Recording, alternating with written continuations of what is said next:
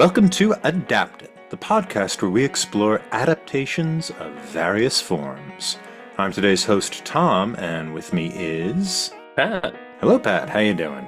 I'm doing well. How about you, Tom? I'm doing great. So... We're definitely still slap happy. I don't think I've recovered. No, we're still to being over.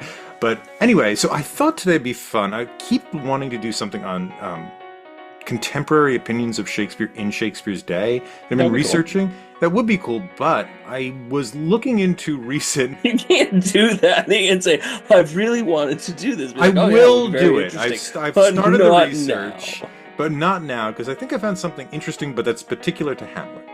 That's why. And I want to do the debate over the sources of the play Hamlet.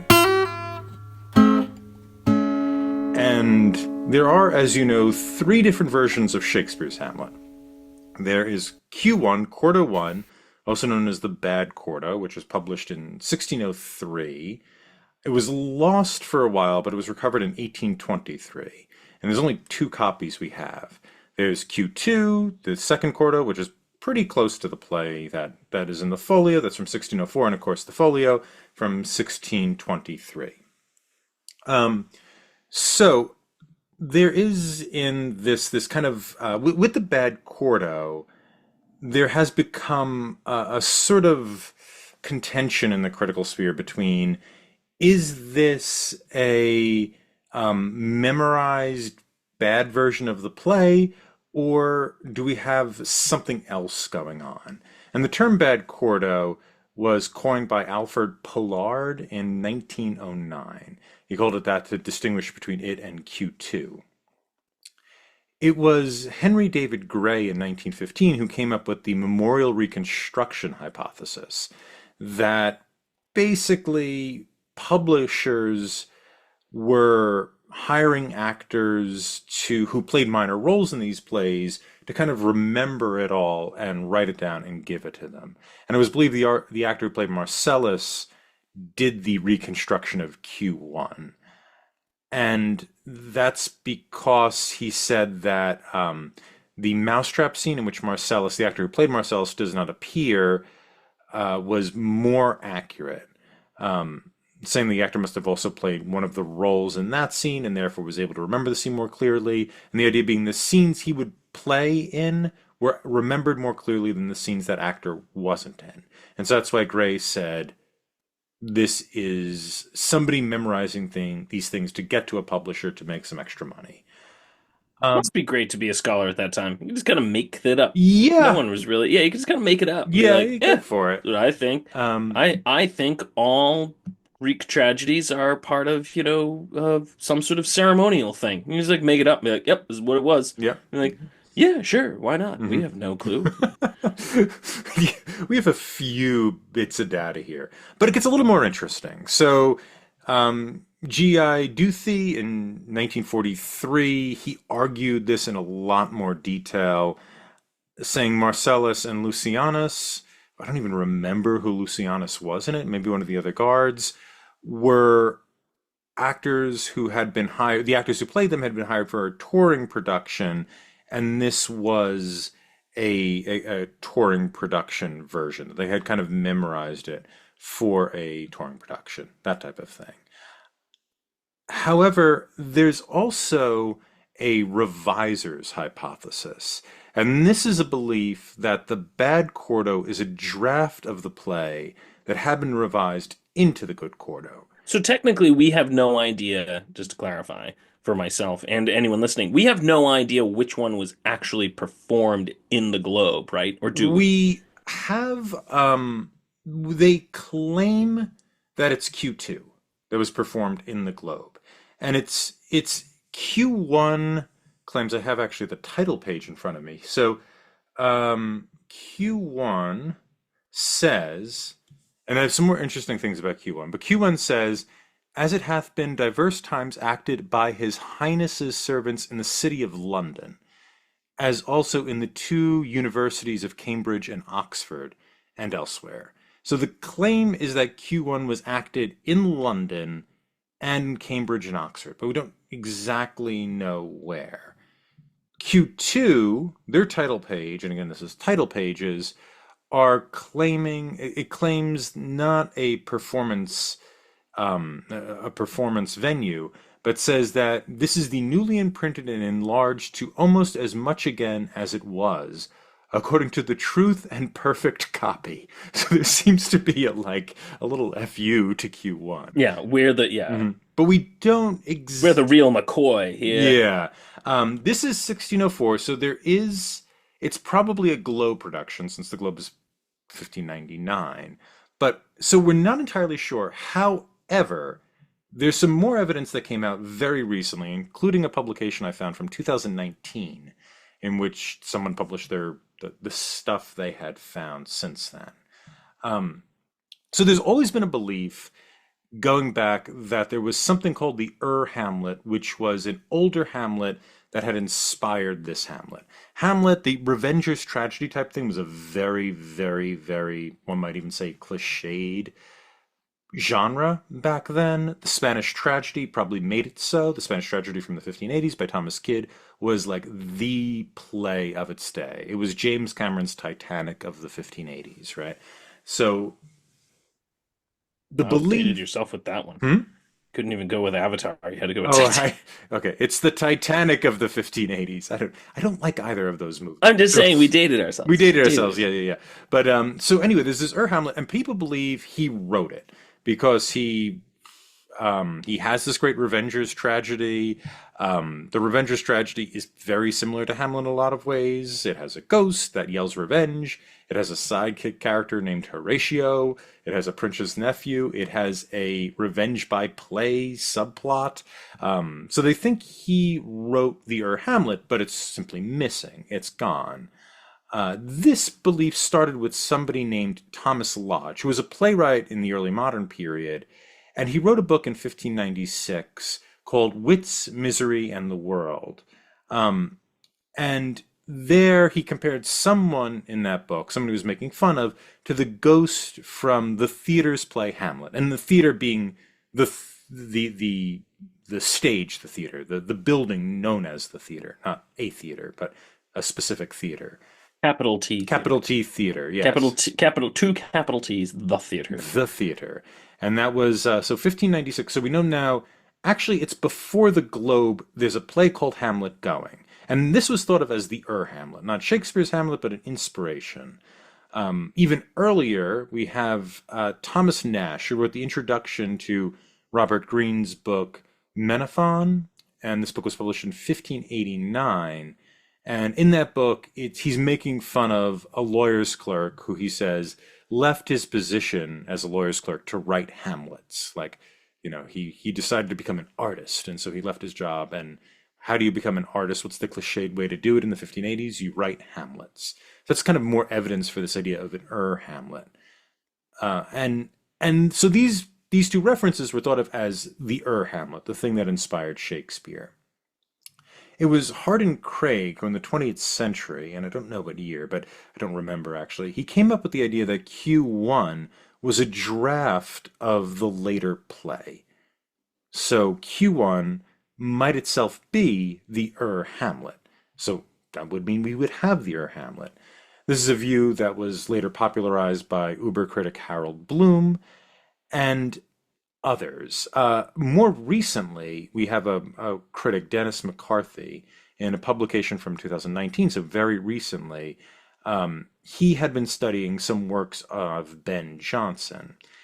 And Ben Jonson has a play called Every Man Out of His Humor from 1600, which has a line directly mocking a line from Q1, a line that does not appear in Q2 or in the folio. And so we get another date there.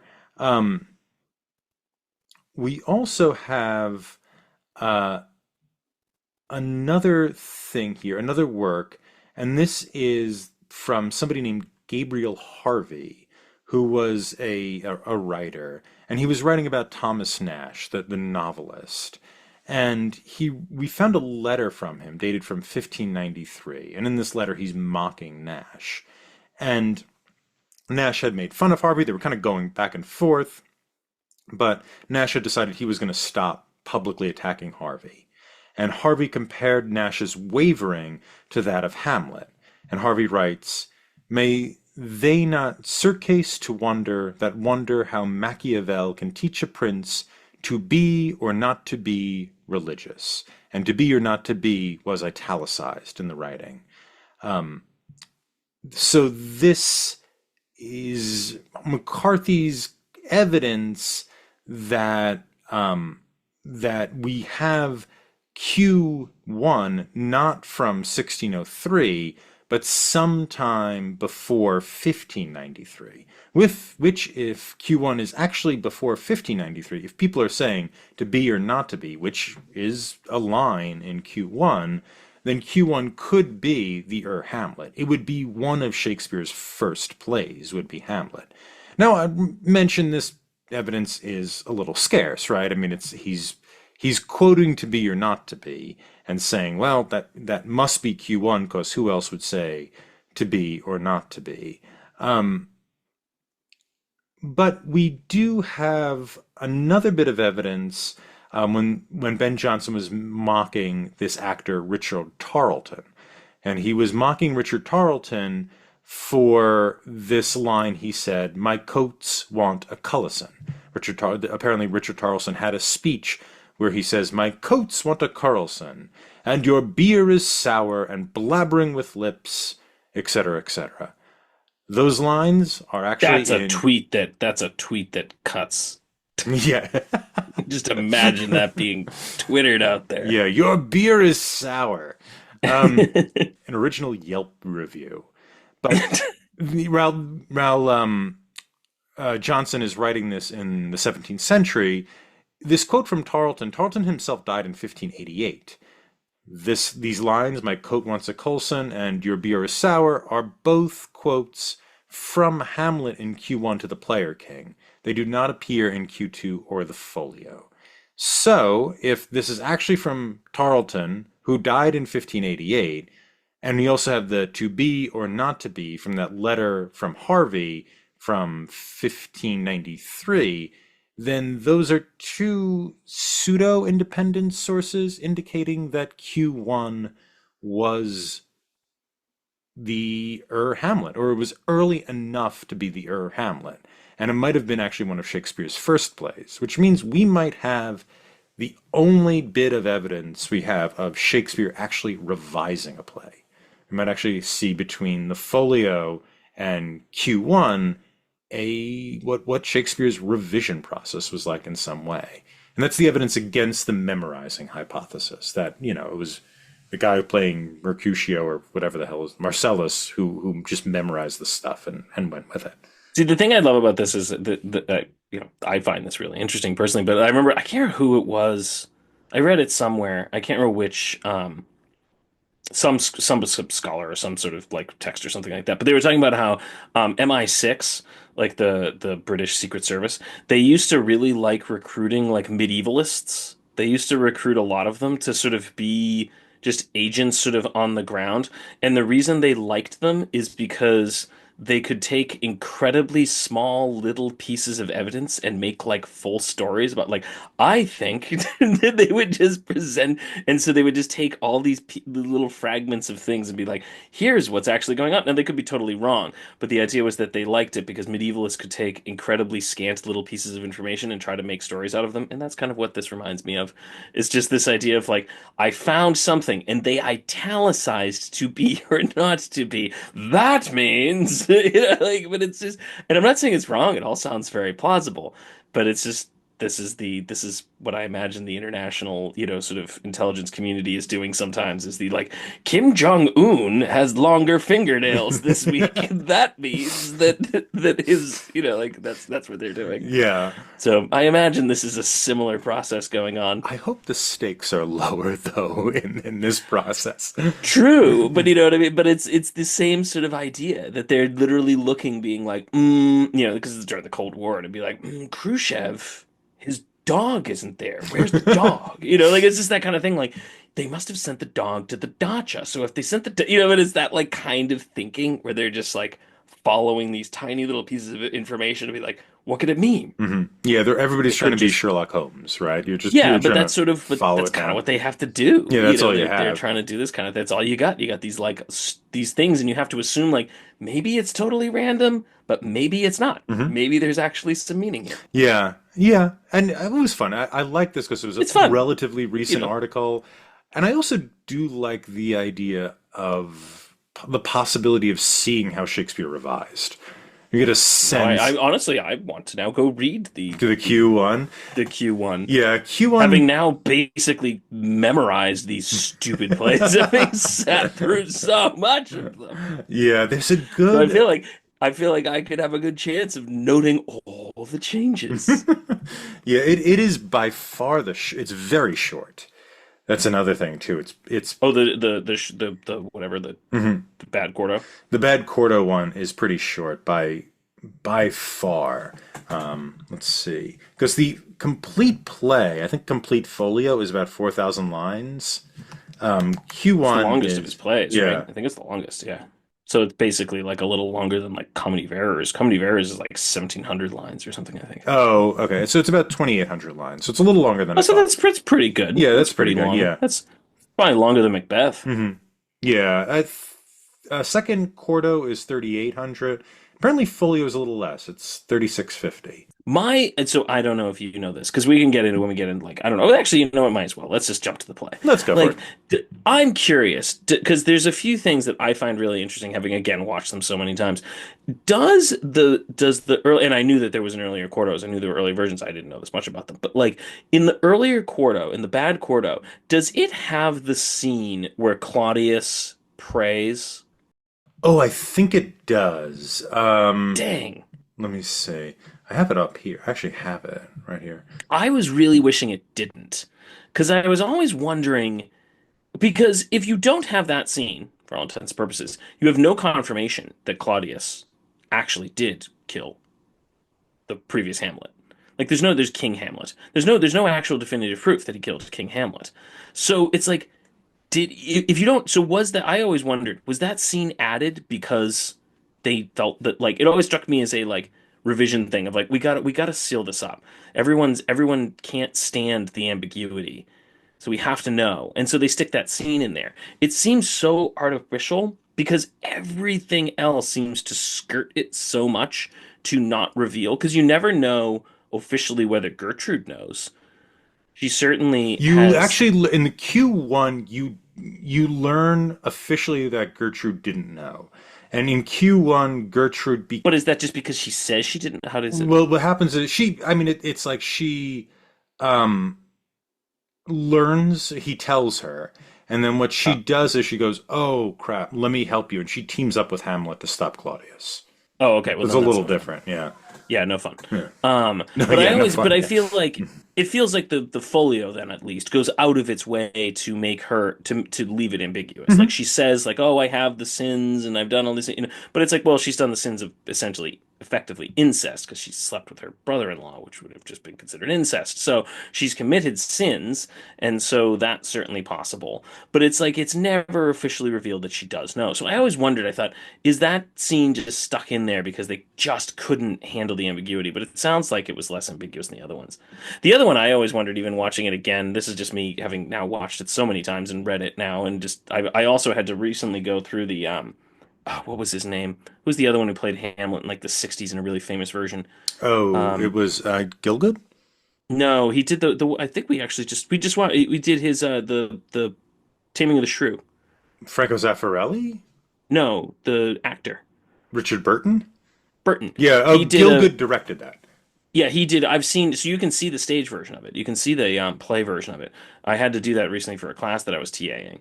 So I had to do that. I had to read the play. I had to write the exam for the thing. Then I had to watch these. I'm like, oh, so much Hamlet. Oh, Um, but so part of it I was watching, and but it's just a thought that entered my head. I thought, wonder if, does Polonius know? no, Like, I don't. I don't think he does. But at the same time, I just kind of was, I'm like, I wonder if he knows. or at least suspects.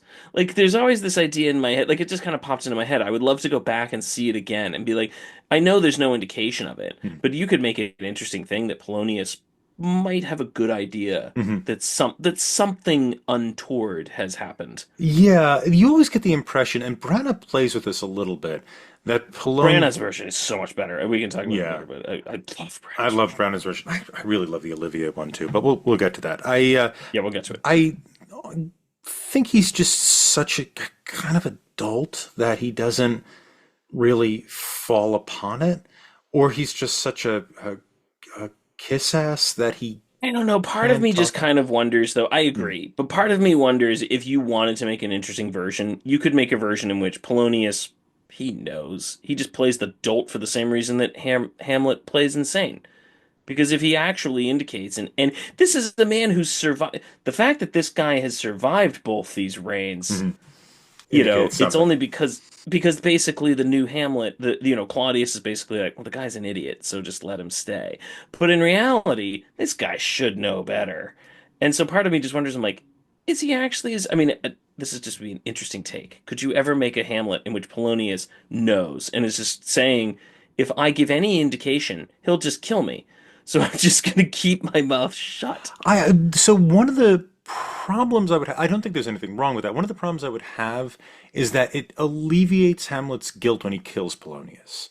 Because Yeah, Polonius is sort of not in on it, but he is covering up the secret in some way.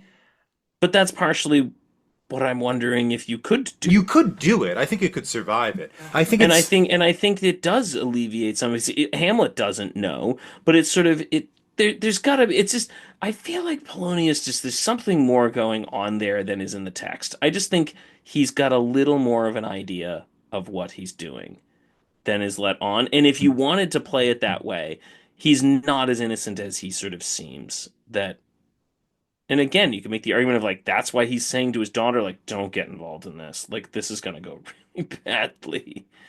yeah. I think that you could make that choice as an actor. I think that would work really well.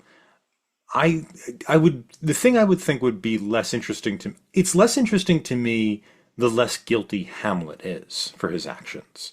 I think what makes this play interesting is that Hamlet is a not a great guy or No. he's not a good guy. And I think if you make Polonius not guilty, but he is effectively in your version covering it up, right? Yeah. Yeah, then him killing Polonius is sort of well, he's killing up the guy who's covering up his dad's murder.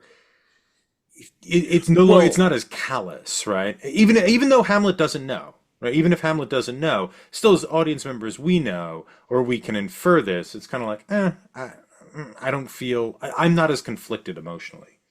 yeah, I guess so. But he also, I mean, well, anyway. Yeah, but it could be more Um, interesting because I otherwise just he's think you just can make an interesting adult. case on this. Yeah.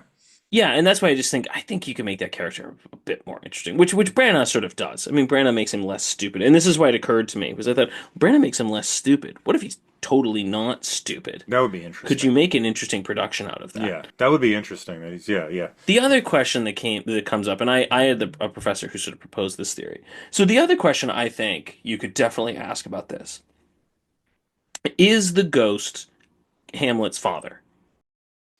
Well, that's the question, right? Because if the ghost isn't, he's a demon sending Hamlet to hell. Yeah, and that's I mean I think there's a very real case you could make for that. Yeah. Yeah, I think this is the problem, my problem with the Olivier thesis, the sort of dramatic question he's asking.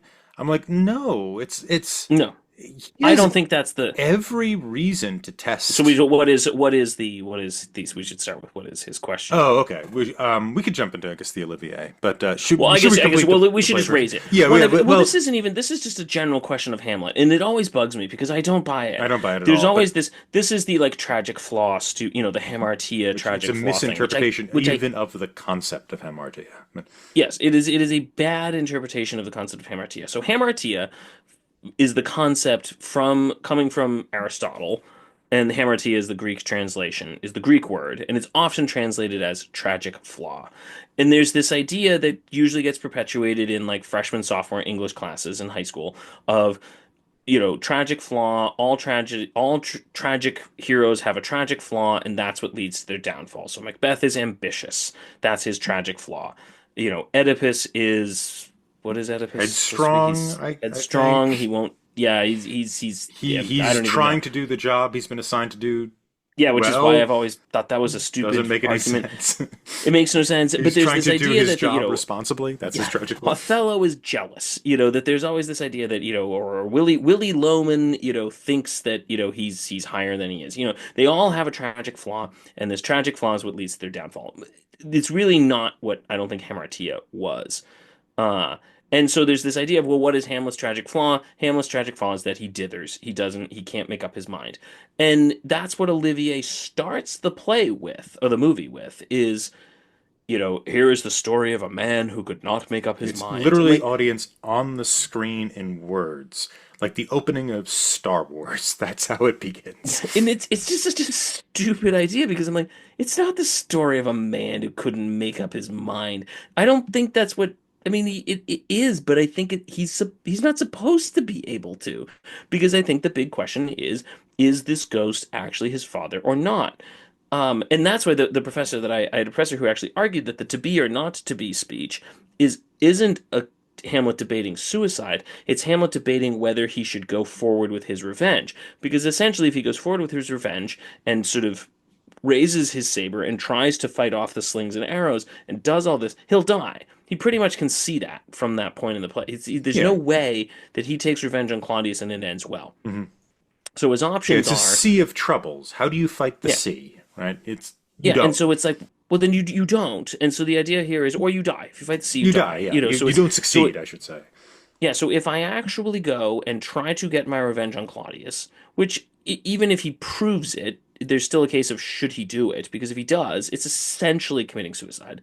Or does he just sit it out and wait for it to go away? That's a bunker down, wait for Claudius to die. The wife's probably, Gertrude's probably too old to have kids. Once he dies, Hamlet becomes king. Just wait it out. There seems to be this idea, and then his soul won't be in danger and everything will be fine. That's all he really has to do. Um, swallow his pride, go to Wittenberg, accept that, and everything would have been sort of fine. So there is this debate: or is this a demon? Is this ghost actually a demon? And preying on exactly what Hamlet wants to hear, and getting him to go and lose his soul. And that's really what's going on with to be or not to be speech. It's not should I kill myself? It's should I actually go do what I'm thinking of going to go do? And he actually chooses to not be. That's actually the argument gets made is he doesn't choose to be. He chooses to not be because he goes forward with his revenge. So I think there's this really interesting case for the ghost is I think personally the ghost you shall know them by their fruits. This thing ends horribly. I don't think that ghost is coming anything. It's demonic. It has a demonic. It's right though. I mean, I think it's pretty clear It's well, the but this is ghost the is whole thing. correct. Yeah, You can dr it doesn't matter if the ghost is correct. It's still the consequence of the ghost's intervention in Hamlet's life is tragedy, is But disaster. this is exactly what happens in Macbeth, though. If the witches drop little clues that they are right about certain things, and if Macbeth probably did nothing, he might have become king anyway. But because they dropped little things that were true, it caused somebody to do something completely evil. I think the same thing's happening with Hamlet. The ghost is sort of this demonic figure. It drops little hints that are true. It does it because we know it, because that's why it bugs me that they have Claudius actually admit it. But they drop the little clues. The ghost is correct, but even though it's correct, but it's actually causing them to do evil in the end. So it's sort of like it uses truth to manipulate people into doing something wrong. In the same way that the witches use truth into manipulating Macbeth into doing something wrong. The devil can tell the truth when it causes if it gets his way. It's exactly what I think they're doing. Yeah, I think that makes sense to me. I don't know if I can sign on to the guarantee that the ghost is demonic. I think you can make as Yeah. much an argument as the ghost is seeking revenge. I think you could also make the argument that Well, a is that part of being the fact that this is a damned spirit? The fact that it wants revenge is suggests yeah, that it's bad. I mean, it it's also yeah, bad. it's bad. I mean, it also strikes me as a horrifying parent, right? Yeah. This was this man's parent is is this, and Gertrude seems to be his. terrible a parent as the father. And so there is this sort of horrifying parentage, even if he is not a demon figure, but actually the guy itself, right? It's still terrible the kind of tasks he puts him onto. But I agree, you're right. I've never thought of the to be or not to be speech about should I kill myself now? It is, it's obviously like to take action, but the idea of like, yeah, to take action against a sea of troubles. It's to take action against something that eventually, even if you do it, will crush you.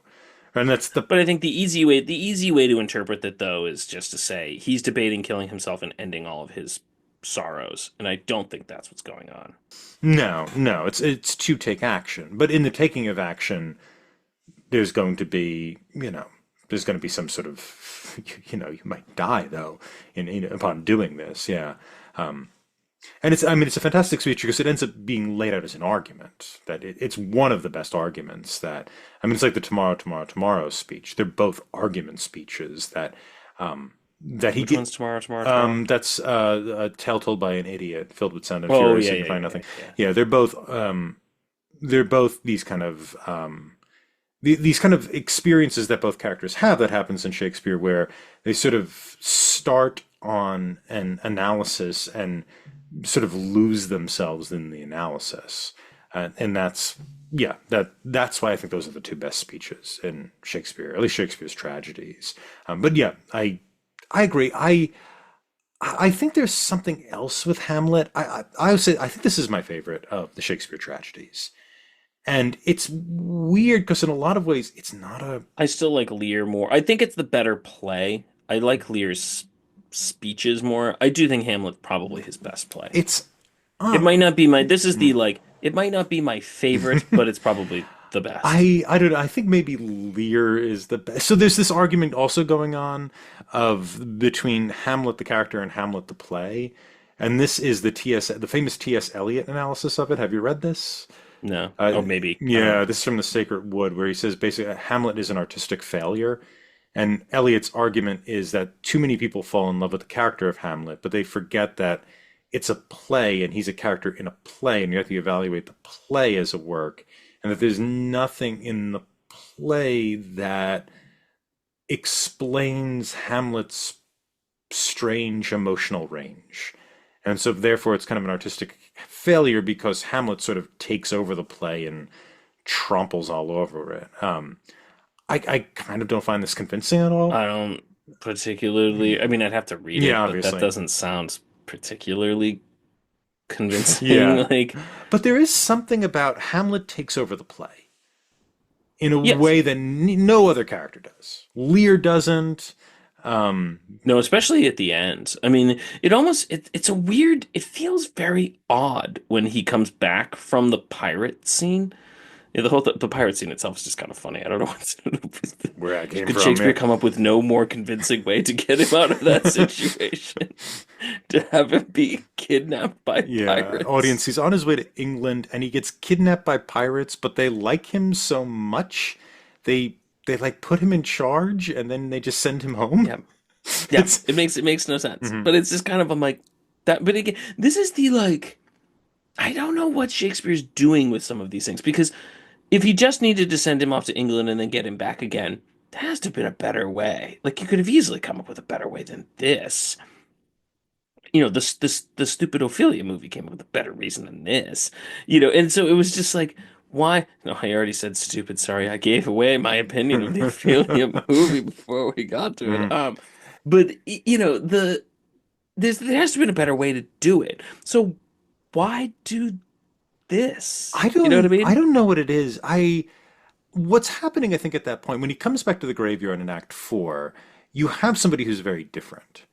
And Yeah, what happens? It feels like this weird like there's a settling as if yeah, it almost there's a feels as if he quietude. decided at that point like I'm not going to pursue my He revenge. doesn't at that point, and this is where you get I think it's most clear in the speech to Horatio after Osric leaves, and he says, if it's to be, it's Yeah. to be now. If it is to be later, then it will be. to be later.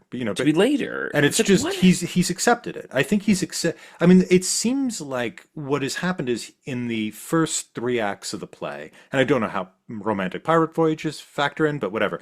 It seems like in the first three acts of the play, he is completely. Um, well, I think William Hazlitt said this. It's like a character named Hamlet realized he's in a play called Hamlet and doesn't like the play, and he's just completely um, um, reflecting on this absurd situation he's in, this like Pirandello-like Yeah. situation, and then he goes out of the play. He goes into this adventure. He comes back into it and has accepted the absurdity of his life. I mean, I think it's an existential thing, basically. I mean, Yeah. I mean it that's what it has almost like feels it like. has like a Truman Show feel to it Yeah, almost. yeah, I Like a think. guy, Mm, yeah, it's a really weird and Branagh, it comes more across in Branagh, I because you think, get it most in all. Branagh. Yeah. Yeah, mostly because you just get the text that again we'll get to the person. But there's just so much and it breathes so much. Like there's a lot less emphasis on the plot. Um, and so it breathes a lot. And yeah, I thought this is really weird. It's like a different person in this second half, and I like that interpretation. Like there's just this idea that yeah, but in the first part he was railing against like, and this is the Rosencrantz and Guildenstern thing. I mean, that's what they spend half that time of the play, the Stoppard play, is railing against the fact that this is unfair. We're just these random stooge characters. Why do we have to die? This isn't fair. And there is almost this feeling, yeah, that it's not that far removed from what's actually going on. That No. this guy is just railing against the fact that it's unfair that he's been put in the situation. And yeah, he comes back and says, "Okay, I guess it's the best Yeah, I this can is do." it. It's almost it's like Camus-like or Sartre-like. I Yeah, think when he goes into that because he is this character who is endlessly speculative. Like I understand in part, I think they're wrong, but I understand in part, or he is wrong. I understand in part Olivier's idea of he's a man who can't make up his mind because he's just endlessly talking through things, and he comes upon an idea and he reflects on the idea and takes it to the ground. this is the how does a king stop up or how does Alexander stop up a bunghole? Hmm. Yeah, You know, exactly. Yeah, and it's that type of that type of thing is going on all the bunghole time. meaning wine. We should be clear. Cask of It's wine. whatever you want, audience. No. But it's yeah, he is this just kind of endlessly prating, going through things. I mean, he's smarter than everybody too, by a long shot. And it almost seems like the revenge, even though he's consumed with it, and he is consumed with his mother's He's sexual more concerned with behavior. his mother. Yeah, he's He's certainly much more more concerned with concerned with that. his mother And remarrying than and he. you could see the Freudian why Freud read the play the way he did. Yeah, he's much more concerned with his mother, with a lot of it, even when after he kills Polonius, he's more concerned with his mother sleeping with his uncle than he is with the fact that he even just murdered Polonius, or even the fact that he only makes one reference to her, which I noticed in the Olivier version. I hadn't noticed it in the Branagh version, where he actually says where a brother murdered, the brother and married the wife. He actually does say it once to her, and she kind of blanches at it, but doesn't totally respond to it. But that's it. He seems much more concerned with her sexual transgression than with the fact that the father was murdered. And that seems to be when the ghost is like, you're getting off track. Yeah, yeah, Like, that's when the we're ghost comes. not worried with her. Mhm. Like, you're not worried Yeah. with her Also, sleeping with my brother. it's We're worried about my murder. yeah. But he's much more concerned with that. Yeah, he certainly is. And he's also, I mean, even beyond that, he seems to go into these flights of exploration. And part of it too is the times Well, he's, but this is again, sorry, I'm sorry to interrupt, that's but this is like, because you're right. I love this idea of his flights of exploration when they're putting the skulls out, which Billy Crystal does really he well. does And really well. Billy Crystal does He does a good really, job. I was expecting him to bumble over the text. Not at I all. was too. He does way better than Robin Williams. Billy Crystal does really, Yeah, really he's great. well. Yeah. I was shocked. Again, I saw the movie, but I not in years. I think I last watched it in like 2019. And so I hadn't seen it in a long time. And I'm like, wow, Billy Crystal is way better than I remember. He's really good with it. But as Billy Crystal's laying out all the skulls, just in the grave, and Hamlet's being like, that one's a lawyer. That one was a real estate man. And he's going through imagining them all. And yeah, he has a wild imagination, speculative, as he just looks at skulls and guesses what they were and who they were and why they're here. It's really interesting to see how far he can just pull his ideas. So, sorry. Yeah, no, I think it is, and it is wild how much he can generate out of these little bits of data. And I think part of it too is, well, part of this interpretation of like he's a man in a play who realizes it is he's most happy with the theater actors. Yeah, That's when he's pretty happy when he's talking to the gravedigger. He like because the gravedigger is he likes the probably Gravedigger. the only person who is almost as smart Gravedigger's as he. witty. Yeah. Yeah, the Gravedigger keeps up. Very, very ambly. Yeah, but it's he loves the actors. He loves Yeah. this idea of performance and putting something on. And even beyond, Part of that was hard for me to tell whether that was is that I mean, I guess Shakespeare's probably good enough. Is that Hamlet or is that just Shakespeare? I think it's a little bit of both, especially since Shakespeare probably played the Player King. So Oh, it's okay. that's tradition says that Shakespeare played both the ghost of Hamlet and the Player King. They tend to be the same person, but there seems to be this, yeah, that he loves theater and love performance, and he uses performance metaphors a lot in it. Yeah. There is Which this, makes it makes sense. Like what sense. this is the right what you know. Like, Yeah, of it's course it's right gonna what you be know, but meta. it also beyond that. I mean, if the world becomes, I mean, it's a nihilistic vision. If the world is just this stage, and some of us occasionally wake up and see it, and all you can do after 3 acts of effectively driving yourself into an anxiety is to go, well, when I die, and that's all right with me. You know what I mean? Like if you could Yeah, wake up and, or you go the Flitwick story, or oh yeah, yeah, Flipcraft, yeah, you just go back to it. you Yeah, go right back into the play. go back into the Matrix. It's a So the Matrix metaphor. Flipcraft Yeah. story. Have we done that? We haven't done that. We Is it Flick? It's Flipcraft, right? we probably mentioned it on Maltese Falcon. We No, haven't. we didn't do it. No, no, We we didn't didn't do do it. Maltese Falcon. So Okay, let's do let's do it's it. Flipcraft, right? Am I getting the name I right? think Yeah, I it's think right. it's Yeah. whatever. I don't. I refuse to Google it. So Flipcraft. We're gonna go Flipcraft. So in the Maltese Falcon, it's one of my favorite things in the Maltese Falcon, the book. It gets cut in the movie. It's one of the only things from the book that gets I think cut it's in the movie. literally the only thing. I think it's the only I think it. Yeah, chapter that gets cut. yeah, it's the only thing I think that gets cut. And so in the Flitcraft story, it's a story that the Humphrey Bogart kind of character tells the Mary whatever Mary Astor, Astor. the Mary Astor character. And so he tells that when they're sitting waiting for the uh what's his name to show up. Mhm. Um the Um, little Peter Lorre. Peter Lorre. We're going with actor names since we didn't actually watch the movie. So the Peter Lorre character. So they're sitting there waiting, and he tells this story. And the story is essentially about this guy who has a near-death experience, leaves his wife and kids, decides he's going to go live a completely different life, and so that's why, the detective Sam Spade is hired to go track him down. And so he finally finds him, and he finds the guy has basically remarried and has the exact same life that he previously had. And he basically says this is the consequences. Like this guy, almost died. He sort of got a look behind the curtain. I think he even says it. It's another stage metaphor. He sort of got a look behind the curtain. He got to sort of look backstage and see the workings of the universe, and then went, nope, going back on stage, and just goes back out and relives the exact same life. It's the replugging back into the Matrix metaphor, just a lot more smart. A lot more smart. Well, now I sound like a lot smarter. Oh, the It's the irony. Yeah. yeah, the irony of this the irony of making a grammar mistake when discussing intelligence. But it's replugging back into the Matrix. That's the idea, is just you can either accept that you're in the Matrix and fight against it, or just replug yourself back into it. And in the Flipcraft story, he chooses to just replug himself back into it.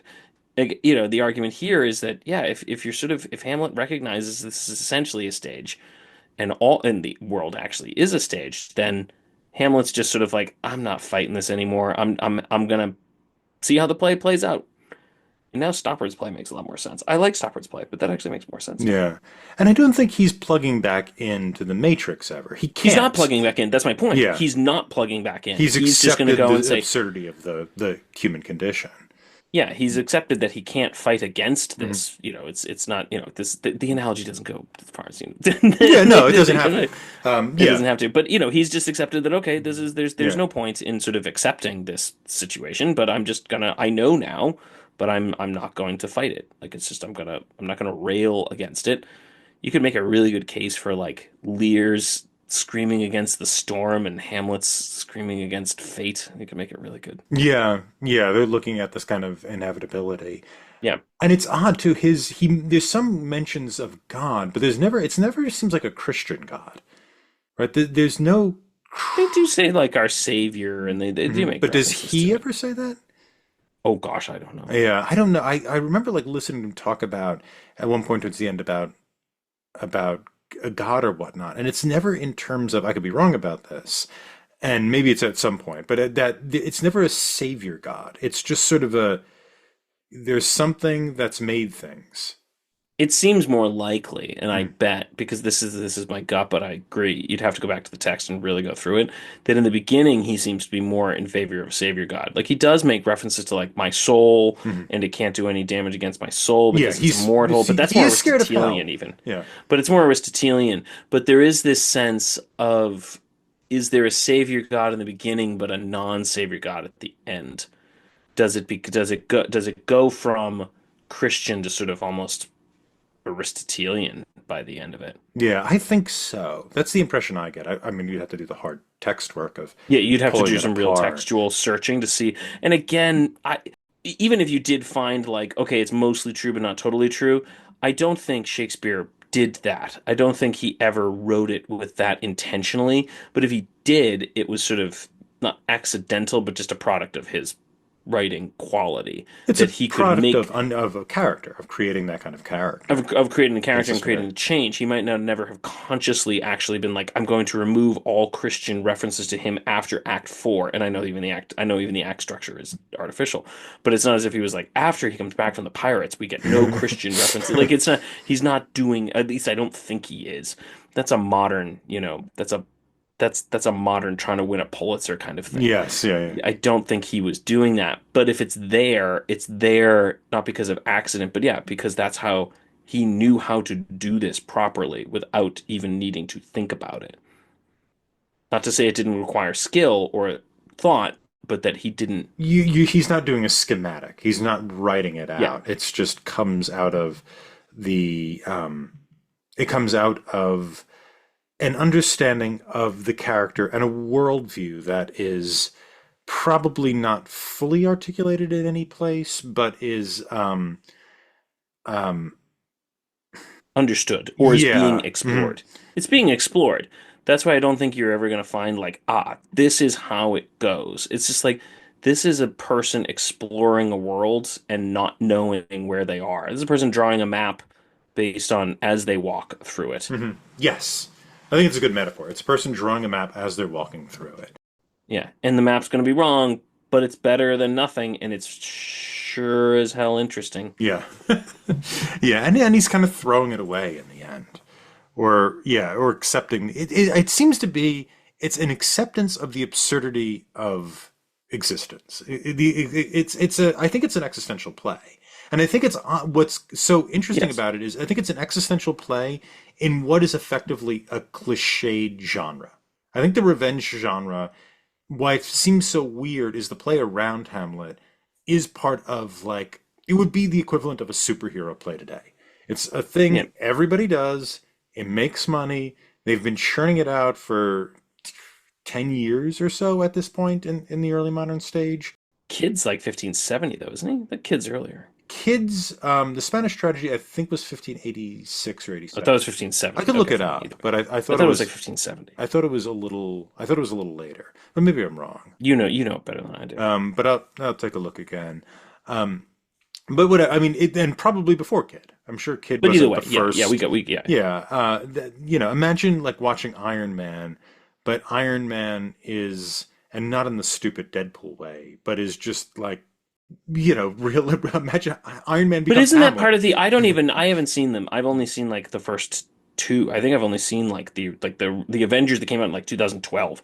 But isn't that kind of I mean that is somewhat the appeal of Iron Man, isn't it? He's got this sort of Hamlet-esque character in his humor. Like he's very deadpan, He's very sort of has this humor. He funny. has this sort of it's not existential, it's more nihilistic almost, right? Isn't he? Not really. I mean, Am I the reading him idea, wrong? the I don't know no, what they the do arc with of him later. development in Iron Man is that he goes from just being sort of a playboy to actually caring about the world. But does it mean in the beginning he's nihilistic, right? I wouldn't call it nihilistic. I think he's just having fun.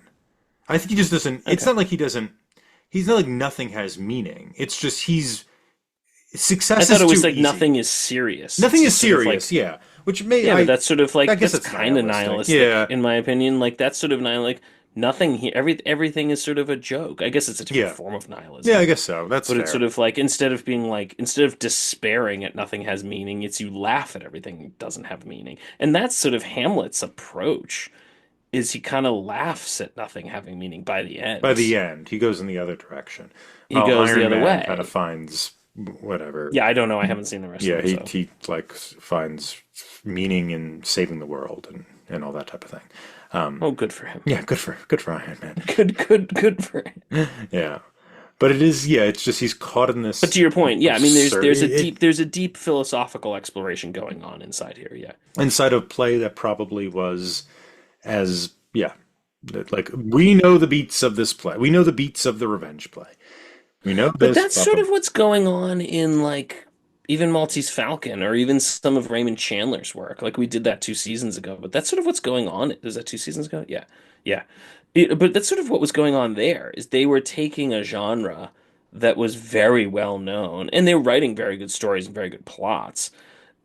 And not to say that that's not really probably their popular appeal because they are really good, but they're pulling a lot into those texts that's beyond the genre. That's not necessarily there, and that's why we're still reading those. Agatha Christie we're still reading because she's just fun.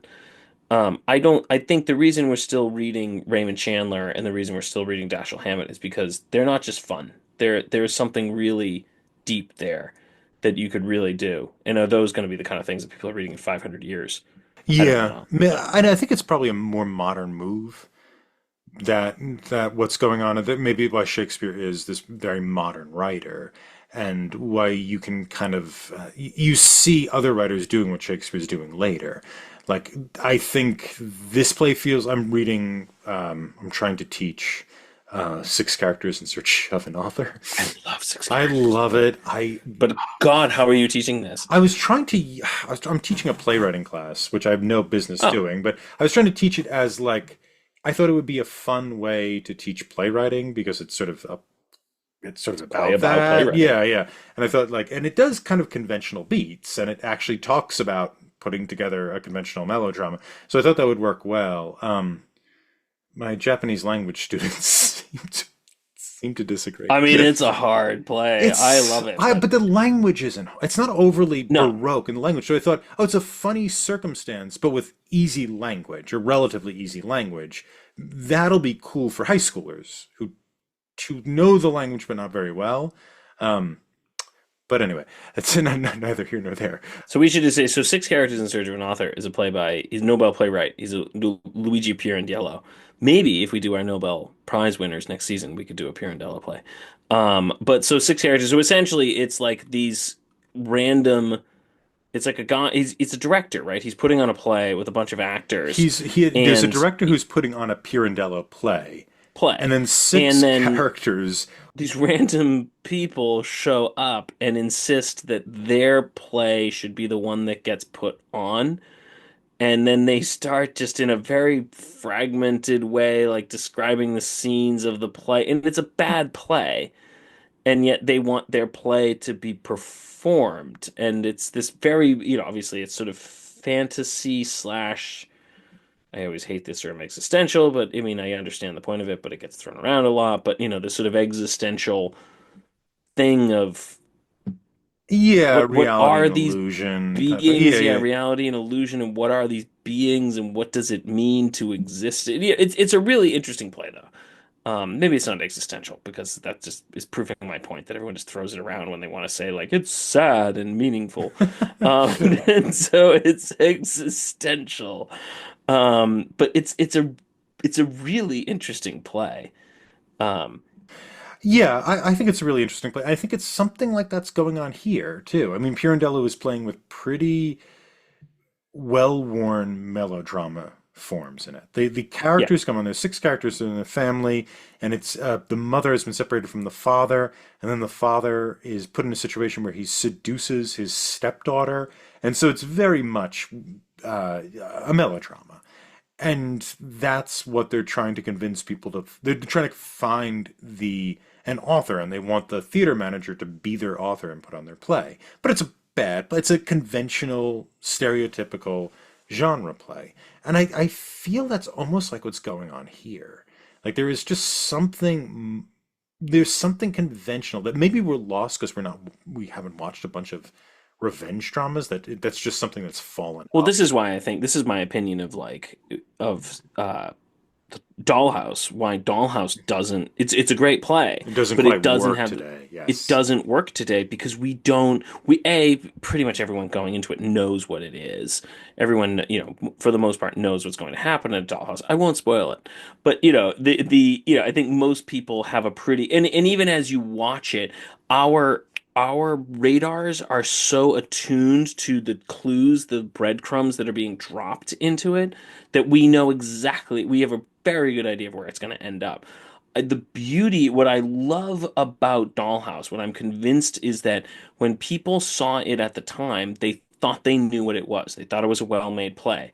And then, and for most of it, it is. And then you get to that ending and you go, oh my gosh, all those little things that made me uncomfortable throughout it come to fruition at the end. That's why that play is so effective. But we don't get it because we don't have an expectation of how Dollhouse is supposed to end, and we're not picking up the little uncomfortable breadcrumbs that are being dropped throughout it. So it still works as a modern piece of drama, but not the way it was originally intended. And this, I think, is something similar. We're just not familiar with the genre, so we're just not picking up on it. But it's still exceedingly effective. Just not as a subversion piece. It didn't know. I mean, it's you can feel it though, right? You can feel like there's something.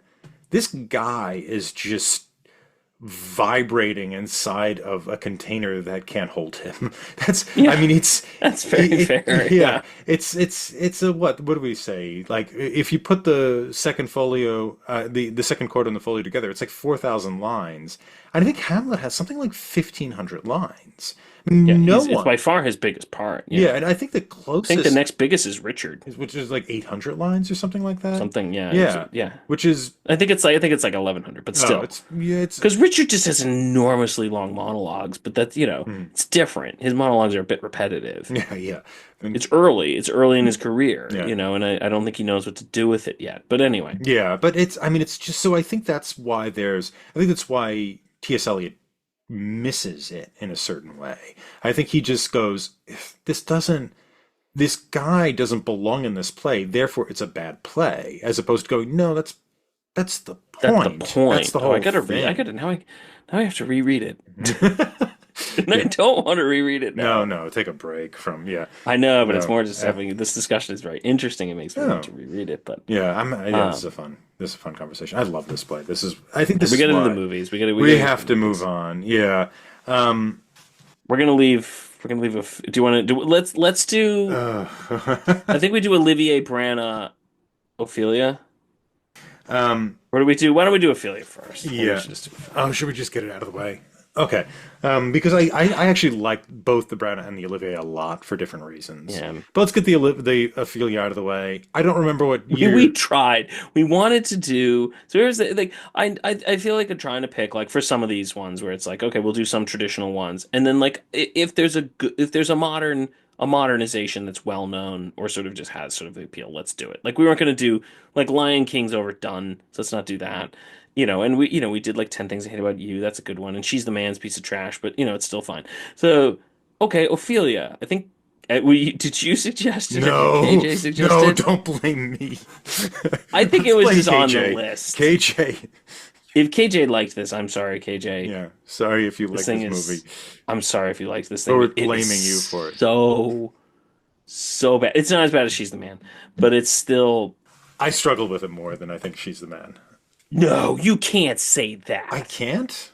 You can't. I think what I struggle with more than this is it's so self-serious. She's the Man isn't, at least. She's the Man is failing to be spoofy. Yeah, but there's at least some good performances in this. Who? I, I I guess feel like Clive Owen's fine. yeah, Clive he's Owen's fine, fine, and yeah. Naomi Watts is fine. Yeah, I They're guess so. fine. Yeah, they're There's not it's not sufficient. fake weird southern accent thing and like obvious side that thing just was like nails on a No, chalkboard. I know her This is voice like is. Chinese water torture. Like there is a different level Mhm. of just sort of slow drip feed versus just like just overarching. Maybe Maybe I it's a different dislike type of Chinese water pain. torture more than nails on a chalkboard. I mean, maybe it's like this is more like a toothache, whereas she's the Man was more like having that toothache drilled without Novocaine. Like one is longer and pretty not good. Okay, The other one is just excruciating. fair enough. I don't need to win this argument. No, but I just think she's the Man was Is the low point. Okay. excruciating. Yeah, it was Whereas hard. this was This is maybe bad. maybe the pretension. Anyway, Anyway, so it's Ophelia. It's the weirdest. It's from Ophelia's point of view, which involves a sort of feminist reading of Hamlet, in which it's a very traditional feminist reading, in which Ophelia is sort of a waiting woman to Gertrude, and she's not sort of, she is. She's a waiting woman for Gertrude, but she's not like other girls. She speaks her mind, and she reads books. she reads books, which is I said this when I first watched it. I went, "Oh no." Because this is the laziest way to get sympathy with a reader is to make I would say reader, but this is a movie that appeals to readers. It's a thoughtful drama, which is fine, but it's one of the laziest ways is to just go and say like I'm going to make my character a reader who's misunderstood by other people because it assumes that probably in this case the viewer, but most often the reader is also a person who is a reader who is misunderstood by other people. And so it's just this like, oh, you're going that route. You're going the obvious sympathy route. It's painful and it's lazy. Yeah, and and of course in this world, girls aren't allowed into the library, so we have that added a kind of patriarchal thing Which that's. was probably not true if you're in the palace library. And again, it's also they downplay Polonius a bit. They make him just this sort of random courtier instead of like essentially he was like the prime minister, the equivalent of I think in the other one. So they sort of downplay him, and she's living in filth and dirt in like an adobe hovel practically. Whereas it's like no, that's not that's Yeah, not what I know. this it was like, but again, this is also laziness because it's laziness because there's this idea of like, well, we want to make her sympathetic. So we're just gonna shovel it on from the very beginning. She's an academic who's misunderstood, who's not allowed to be and is hated because she's an academic. And because we're too lazy to assume that any of our audience could sympathize with someone who's rich, we're gonna make her poor. It was just like you can't. You have this is the you have no respect for your audience. Like you have no your audience. You're basically like our audience can't respect the character as she's actually written. So we're gonna just change it to make it what is popular now. Like she can't be rich because we don't like rich people, so she's got to be poor. And even though her father is a member of the court, makes no sense. But we're just going to do it because that's what gets us sympathy. And we're going to, because we just assume that whoever's watching this is bookish, we're going to make her a early Renaissance Hermione, and she's and she's gonna like books, and everyone's gonna dump on her for that. I'm like, oh God, it's already lazy. And it gets worse. And as it goes along, she encounters Hamlet, who is kind of a dope. He has no He has character, no character. none. It's hard to even call him a dope because he doesn't do anything necessarily particularly foolish, I don't think. she doesn't do anything at all. Yeah, I mean, I mean, I towards guess the he's end, foolish in the sense that he's like, I have to get revenge. But they're trying to do the like masculine virtues are stupid. He should have walked away and gone with the woman. But no, he needed revenge and to fight for his honor. Like that's the only real choice that he makes. yeah, that's true. That's that, and I guess he decides to go back to university and leave her behind at one point, which doesn't even seem like his choice. It seems like something that's just that wheel Yeah. is turning and it has to turn. And that also doesn't him deciding to go into the fight is odd because Oh, I forgot about that. Yeah, she gets all mad and it was like, I was going to tell you I was leaving. I'm like, so we've turned Hamlet. It's like this weird like I'm going to study abroad and I didn't text my girlfriend before she found out I was going away for my junior year and then she's mad. I'm like, now you just look psychotic. Like that was sort of this I'm like this is like teenage trauma. yeah, it doesn't. It's it yeah it does it reduces him pretty far. Yes, And he has no character. He they literally I go they removed everything that's funny or witty that he says. He has no jokes. They and I go they turned him I said they turned him into to the backup bass guitarist for Fall Out Boy and then they literally put him in eye black. Like they made him look like Tobey Maguire with the black Spider-Man outfit. Like what are you you don't know doing to this? why, yeah. Like why does he have makeup on? And it's a lot of the scenes don't connect. And another thing that's frustrating is it assumes you have knowledge of Hamlet, which is fine. I mean, most people Which is do fine. have knowledge of Hamlet, but But you're that's what like But to be fair, Rosencrantz. Rosencrantz and No, no, no. This Guildenstern isn't a also criticism, assumes you have knowledge of it, so that's fine. but it's telling a lot of the same parts of Hamlet, but it's making them less interesting than the actual play. While in Rosencrantz and Guildenstern, they're not. Whenever the Hamlet play breaks back in, you're back in the text of Hamlet. And then when you go back to Rosencrantz and Guildenstern, you're seeing its own kind of funny thing going on. With this retelling, Hamlet is dumbed down, but it's not to any cause other than to make Ophelia look smarter by comparison. I don't know if it's the like I mean the sensation I get is that there's sort of this idea of it's the Augustinian thing of flowery language hides falsehoods.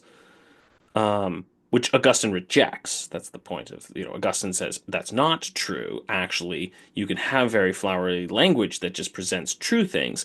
It's just it can do both, but you should still present good ideas in flowery language.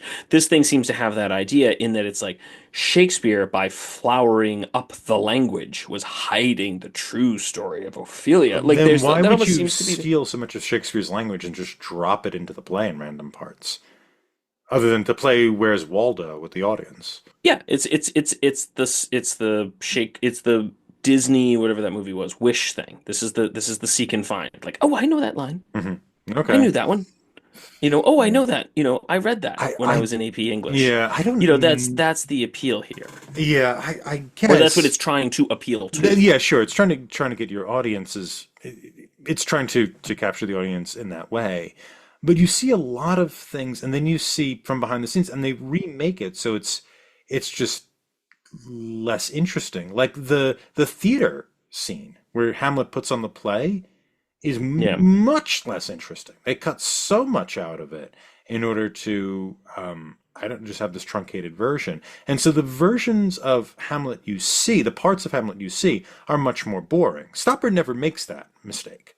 Stopper doesn't show you like the exciting part of Hamlet or the beautiful They part of literally Hamlet. skip over the exciting Yeah. parts. She sleeps through huge chunks because Ophelia's not in them. Yeah, yeah. Ophelia is not in the Mm. exciting parts, neither necessarily Rosencrantz and Guildenstern, but she's not in them. So she literally sleeps through a significant chunk of it. And then they have to, and I said they have this weird thing throughout it where, as I watched, I went, why do they keep, this is where, this is fundamentally what this is it's a film that has no respect for its audience. And one of the primary examples of that is the number of times they keep talking about digging up the dead. They just keep, I'm like, why does this film have a preoccupation with grave digging? It was just, I'm like, this is a weird thing. This is a weird. hill for them to stand on.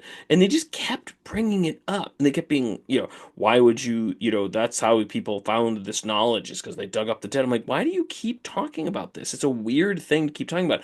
Oh, it turns out it was an attempt at foreshadowing Yeah. because because when Ophelia actually, oh, spoiler alert, when Ophelia actually dies and they steal her that image from that painting, that very famous The painting of Malay Ophelia being painting, dead. yeah. Yeah, they just steal that. Oh, that's clever. Another seek and find. Hmm. Like, I recognize it. But so when she finally dies, it turns out she actually hadn't. She just, you know, took a Romeo and Juliet potion that makes her appear dead in the stupidest way possible because she just takes this And potion then goes swimming. and then goes swimming in the water and just falls in. And the queen, for some reason, the queen is chasing her, runs in after her, and they all stop her. And I go, for all they know, she just fell in the water. Someone should get her. There's no reason not to. Yeah. And yet they all eventually do, but for all she knows, they might not. And they might have run past her, in which case she would have just drowned. So it was a really stupid way to commit suicide, Yeah. or fake commit suicide, because you might have actually killed yourself. But anyway, she does.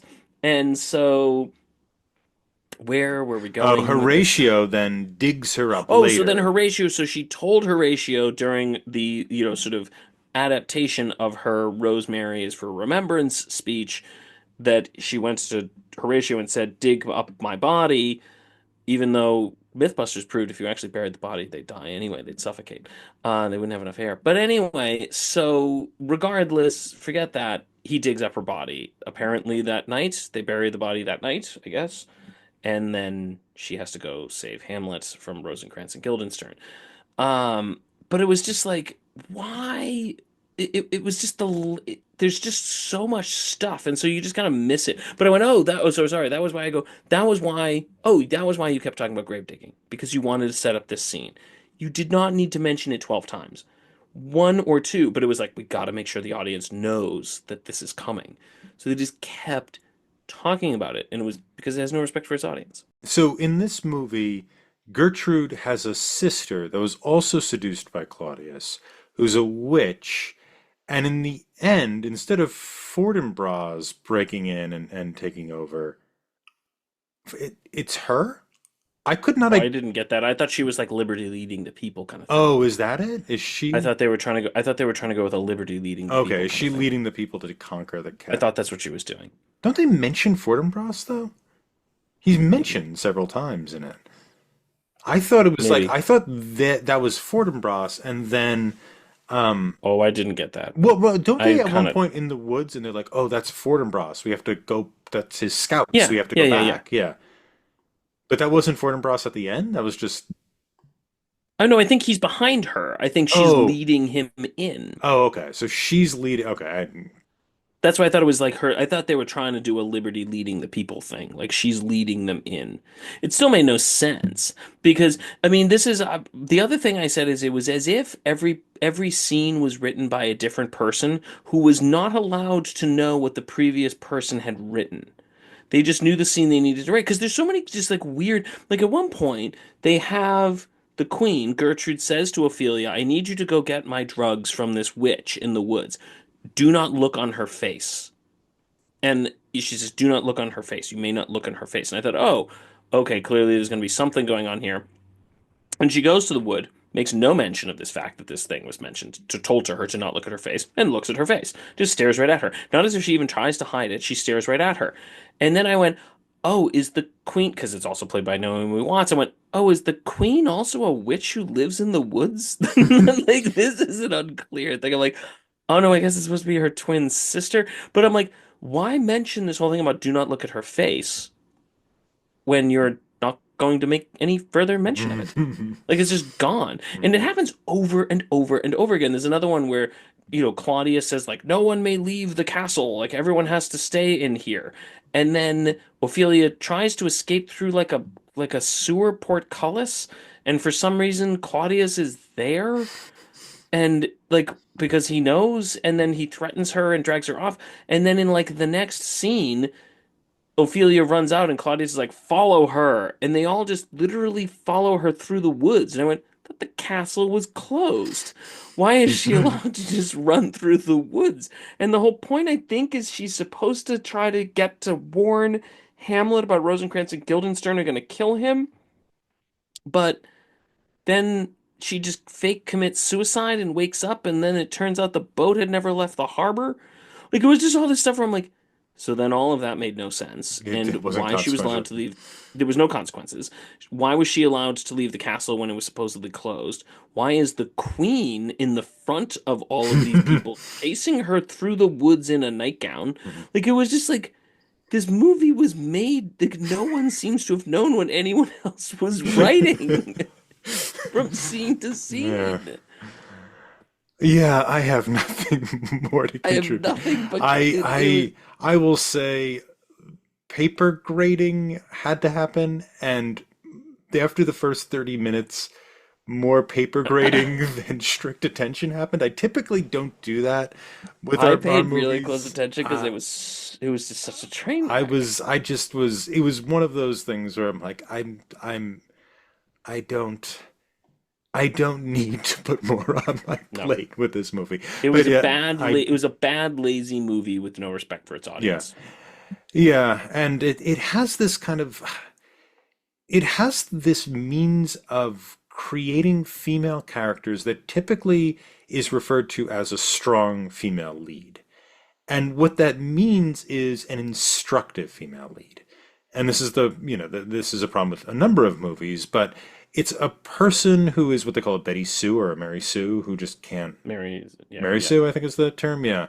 yeah. I think it's Mary Sue, But the whatever it is. problem with that is you end up having really just bad, you have instructive roles, you don't have good roles. So you don't have roles in which like people fail and they transform or they develop, or they have roles like Hamlet, which is a great role because they don't really, Shakespeare doesn't really care to make him likable.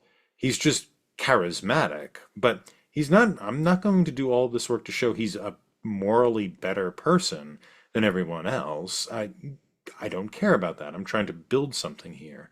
And they don't do that with Ophelia because she has to embody a sort of contemporary virtue, which is fine if you want your characters to have that virtue and you want your movie to have that virtue. That's your And you want approach. to explore, I mean, but this is the like the best movies always take a virtue to their not the best, but many good movies will take a virtue and they'll follow it to its logical extreme if that's the only virtue you pursue, and they show the problem with that. Whereas this one doesn't really do that. No, because she's right all the time, Yeah, she's right? right all the Yeah, time. this is Yeah. I mean if you compare it to like the like Luke Skywalker, he is brave and concerned about his friends, and he's going to pursue those things, and that leads him to being destroyed and having his hand cut off and discovering horrible things about himself. Right? This is Yeah. he explores that to an extreme and then has to transform because of it. But they can't do that because she has to be good for the audience. She's medicinal. Ophelia has become medicinal for our contemporary audience, and it's really it's that bothers me. I think more than the plot inconsistencies and the all of that other stuff that you're talking about. I think that's really something that grates on me because I mean as I get older, I think plot inconsistencies bother me less. I'm just like I just found it it's lazy. lazy. Like it's Yeah, just it's certainly there's no lazy. Yeah, getting around the fact. And you're right. I'm just picking on the stupid easy stuff. which But is it's fine. just You should do those things it well. is it is fundamentally lazy writing with no respect for its audience. It thinks its audience are idiots and have to be shown everything. And I guess I agree. Everything you have said is completely and utterly accurate. I was picking the easy stuff, but yes, this is also a movie which wants its audience to I feel good about Hamlet now Yeah. or be like But it's also apologize for but what's what Hamlet. you're saying. It's a lack of respect for your audience. It's you children need something good for you, right? You need a model to follow. You don't have a model to follow. You need something that you can be like because you are not able to do that on your own, as opposed to what really kind of great works of art do, which is give you some sort of aporia, right? Some sort of gap between Yeah. what you would like. Ideal in Yeah, reality. Yeah. exactly. Yeah. And that I think is even more profoundly lazy in this movie and a lot of movies like it. Um, and it's just it irks me to no end. Yeah. Hmm? All right. Olivier. Let's go to Olivier, Olivier. so this is the most preposterous beginning. I hate this interpretation of I don't like Hamartia. it. Yeah, I I don't don't, like it. first of all, I don't agree with this as an interpretation of Hamartia. I don't agree with this as an interpretation of Hamlet, and I don't think Olivier is doing that in this movie. So it fails on three counts. That being No. said, I think it's a remarkable movie. It's like the first real, it's not the first Shakespeare filmed, but it's the first real Shakespeare, like, we're going to make a movie type thing. We're going to really use the techniques and experiments of the day. And it's real. I mean, this could have been in our noir season. It's very Yeah. noir-y. The castle is expressionistic and weird. It looks like something out of a German film. I mean, the castle is great. It looks like a labyrinth built above ground. Like it's just a Yeah, it has an labyrinth of Escher walls. feel. It has Yeah, an yeah, Escher yeah, yeah. feel to That's it. good. Yeah, it has an Escher feel. Good Yeah. comparison. Like you don't know what it's looking out on. There's just these podiums everywhere that allow you Yeah. to monologue comfortably, but do nothing else. um, Even the top of that castle, it's like Gandalf at the top of Orthanc. yeah. Just like it's just a sheer drop. I'm Mm, like, I would want to be on guard duty up there. yeah. Yeah, it's remarkable looking. The voiceover stuff bothers me usually. I still hate the Yeah, voiceover because stuff. I know. It's better here because he actually interrupts it occasionally, which is kind of cool. Still I don't like it, but Yeah, and I understand what he's doing. He wants to make it a movie. He wants to insist on this being a movie and that Shakespeare can be a movie, so he's using as many film techniques as he can. I would just much rather see Olivier in a collected performance yeah. as opposed to these different things. But even like the sound effects, when he does the ghost, apparently that's Olivier's voice doing the ghost. But apparently That's he kind of cool. recorded 14 different tracks and mixed them together, including 50 wailing women and 50 wailing men on different tracks and throw them in. So Wailing is in yelling, not as in out Moby Dick, right? no, they were hunting whales. Hey, one over there. Oh, no, Sorry, I no, just, I just missed them. just had to just take advantage. Yeah. So it's very, very, it's not just Shakespeare filmed. It's not Shakespeare in just the monologues in front of a camera, like in the early 1930s As You Like It that he was in. It's a movie and it looks great. And Henry V is before this, though, right? Henry V is before. Henry Yeah, V that's is true. 1944. Yeah, Henry V Henry is V is before 1944. this. And I think Henry V is, you're right, you're right. Henry V is announcing itself as a movie, right? It's definitely Yeah, doing those things. It's moving from the globe but yeah, into we're some doing something different here. This is just straight straight film. movie. It's pretty experimental, I think. Yeah, There's things about it I don't like. I don't like that the Oedipus stuff is always an eye roll. yeah, The whatever. actress who That's always played just lazy. Yeah, Gertrude was 29 and Olivia was 40 at the time of filming, which he did to emphasize the Oedipus stuff. yeah. I mean, Um, that's always like. I mean, Freud is just, but Freud in the 40s is and 50s, and this whole period is still, yeah. cachet. Hmm. So, not cachet, not blasé. I think Freud nowadays is blasé. Like, I Yeah. don't think anyone's really doing that Mm. anymore. But at the time, I think it was, It was when in. when Mel Gibson did it, that was blasé. No one Yeah, was. when Franco's out. Yeah, that was really bad. Um, Yeah, no one Hilariously cared. so. Yeah, uh, no one cared about it at that mhm, point. But in the 40s, that was probably fairly edgy and mhm. fine. Yeah. Um, I'm willing to give it the period excuse for that. yeah. But even like I don't like, as we talked about before, the Hamartia thing. I don't think that's true. And somebody pointed this out, a critic. The speech, "Oh, what a rogue and peasant slave am I." Yeah, he cuts the rogue and peasant slave am I speech after the Player King He talks. cuts a lot. Like He has he to. really takes a hatchet to Yeah. this thing. But with that But it's like a speech, real hatchet. There's a lot missing. yeah, I mean, we'll cover that. I'm going to just say in that speech, he is taking out the sort of indecision he's talking about after seeing the Players King. So I'm just not buying that that's Olivier's interpretation. Other things he takes out Fortinbras. He's just gone. He takes out He Fortinbras. takes He out takes out Rosencrantz Rosencrantz and and Guildenstern. Guildenstern. Yeah. It actually works. I didn't realize until after that they were gone. I didn't Oh, realize. I did. Yeah. When they were there after I finished watching, I went, oh, they weren't in that Oh production. no, I noticed they were gone immediately Oh, because A, it was just like, I mean, I guess, and again, maybe I wouldn't care if I didn't know the stopper play, but I always look for them. mhm. Um, but I also feel like that might be his most callous act. Like Taking them out. the Hamlet Oh, killing Hamlet them. killing them. I think Hamlet killing Yeah, them, it might be his most callous act. Like, I mean, they were called by the king and queen and told to keep an eye on him. Are they really doing anything that's like that bad? It's sort of, I find that to be his most callous act. Do yeah. you disagree? Doesn't don't are is the king ordering them to kill him when he gets to England?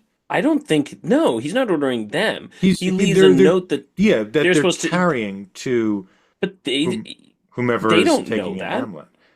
They don't know that. It's a note to England, to the King of England, Yes, saying, yeah. "Please kill Hamlet." Hmm. So they don't know they're carrying that note. Hmm. Okay. I don't think they do. I don't think there's any indication that they They know what's know. in the note. Hmm. Okay. And even if there is an indication in the play, Hamlet wouldn't know that. How would Hamlet know that they know what's in the note? Hamlet seems to think though. He says they were part and parcel. After this is the Osric scene, right after Yeah, that or right before. He at it's least right after, yeah. thinks they are I guess it's just in the I find same that one group. of his more callous sort of Yeah, acts because there's no indication that they know. They've basically been they're technically his friends. They've been called to keep an eye on him. I mean, the king tells Horatio to go too. He's like, follow him, and after the grave scene, he's like, follow him, keep an eye on him. He tells. There's no indication that Horatio, even though he's been ordered to keep an eye on him, is now suspect. Like, it's a weird. I always find that to be his least forgivable act. Um, because I just don't get from character to ending why he would hate them so much.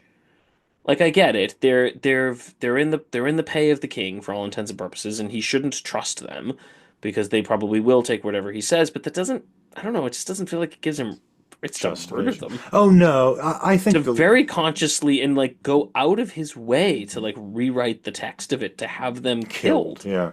It just feels like it doesn't feel justified for them. So I always found that one of his most callous acts, the fact that it's not there, struck me. And then there's a bunch of lines I think that they take from them that I just remembered having just watched the Branagh version, and I think they give them to Polonius, and I was just like, oh wait, those lines are gone. And I love one of my favorite speeches in the whole thing, which they cut. Which again, this is just relatively speaking, these are criticisms of his scripting, not of his performance. But it's like they cut one of my favorite, which is the speech with the pipe of the like play on it, play on the pipe, Oh yes, yeah, play yeah. on it. Hmm. Hmm. And the well, if you can't play on that, and I'm much more complicated, Hmm. how could you expect to get me to say something Hmm. that Yeah. I think that's a really, Yeah. really, really good Yeah, I speech. like it. And that's the thing is the worst part of cutting Rosencrantz and Guildenstern is it's possibly Hamlet's wittiest, some of his wittiest, funniest lines, Mm. other than when he's talking about the body of Polonius or when he's talking about the gravekeeper. Hmm. Those are when he's at his wittiest, but some of his wittiest, funniest lines are when he's interacting with Rosencrantz and Guildenstern, and they're gone. Hmm. Yeah, and you lose that. Yeah, you lose a You lot of lose the all of it. comedy. Yeah, it's Yeah. true. You lose a lot of the comedy. It's mellower and serious. Um, This is that's a much true. more brooding Hamlet. This is the It Hamlet with is. the skull. Yeah. This is like Hmm. the Hamlet with the skull. You also lose the geopolitics of it, which are Fine, kind I of could fine. do I don't without need that. it. I don't need it. Yeah. Gives it more scope, but whatever. Yeah. I kind of forgot about Fortinbras until also I just kind of went along with it. Um, I I didn't notice it until we got to the end, and I went, "Well, they haven't mentioned him at all. I don't think he's going to show up now." Like, it was literally like, I don't think he's going to say, "I predict the crown will fall to Fortinbras" or whatever. I don't think he's going to say that because he's never talked about him before. But I didn't notice that until that until point, the end. where I Yeah. went, "Oh, well, we're Oh, not going to get that." yeah.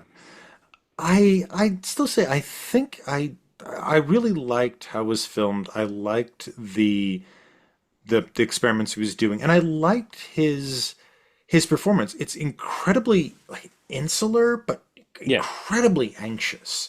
It's this frantic energy. It's Yeah, this like you could picture that Hamlet drawing his sword at any time and stabbing someone. Like that's the sort of energy of it, and you're like, yeah, that's a man you got to be careful of. Branagh doesn't have that. And that's fine. I think but Branagh doesn't have the like that man could draw a dagger and stab me right now. Like I feel like Olivier's has that just like got to be careful with that man. Like there's something Something's about to seriously break. Yeah. unbalanced. Yeah. I always get the That impression with man's him gonna like there's snap. one wire left that's holding him together. Yeah. And when that goes, yeah. And from the moment when he's even when he's just sitting and they're like, and now we go to our cousin Hamlet, and you're like, oh man, that man's gonna snap. Like that's just Mhm. and it just keeps building and building and building and building. It's a yeah. It works. I, do you want to go into Brana? Yeah, I mean Branna's this like I don't know. I think it's better. I think Yeah, it's I much better. it's glorious. I think that's Yeah, it's a masterpiece. Like yeah, it's it just it's is. sheer glory. And I'd forgotten how glorious it was.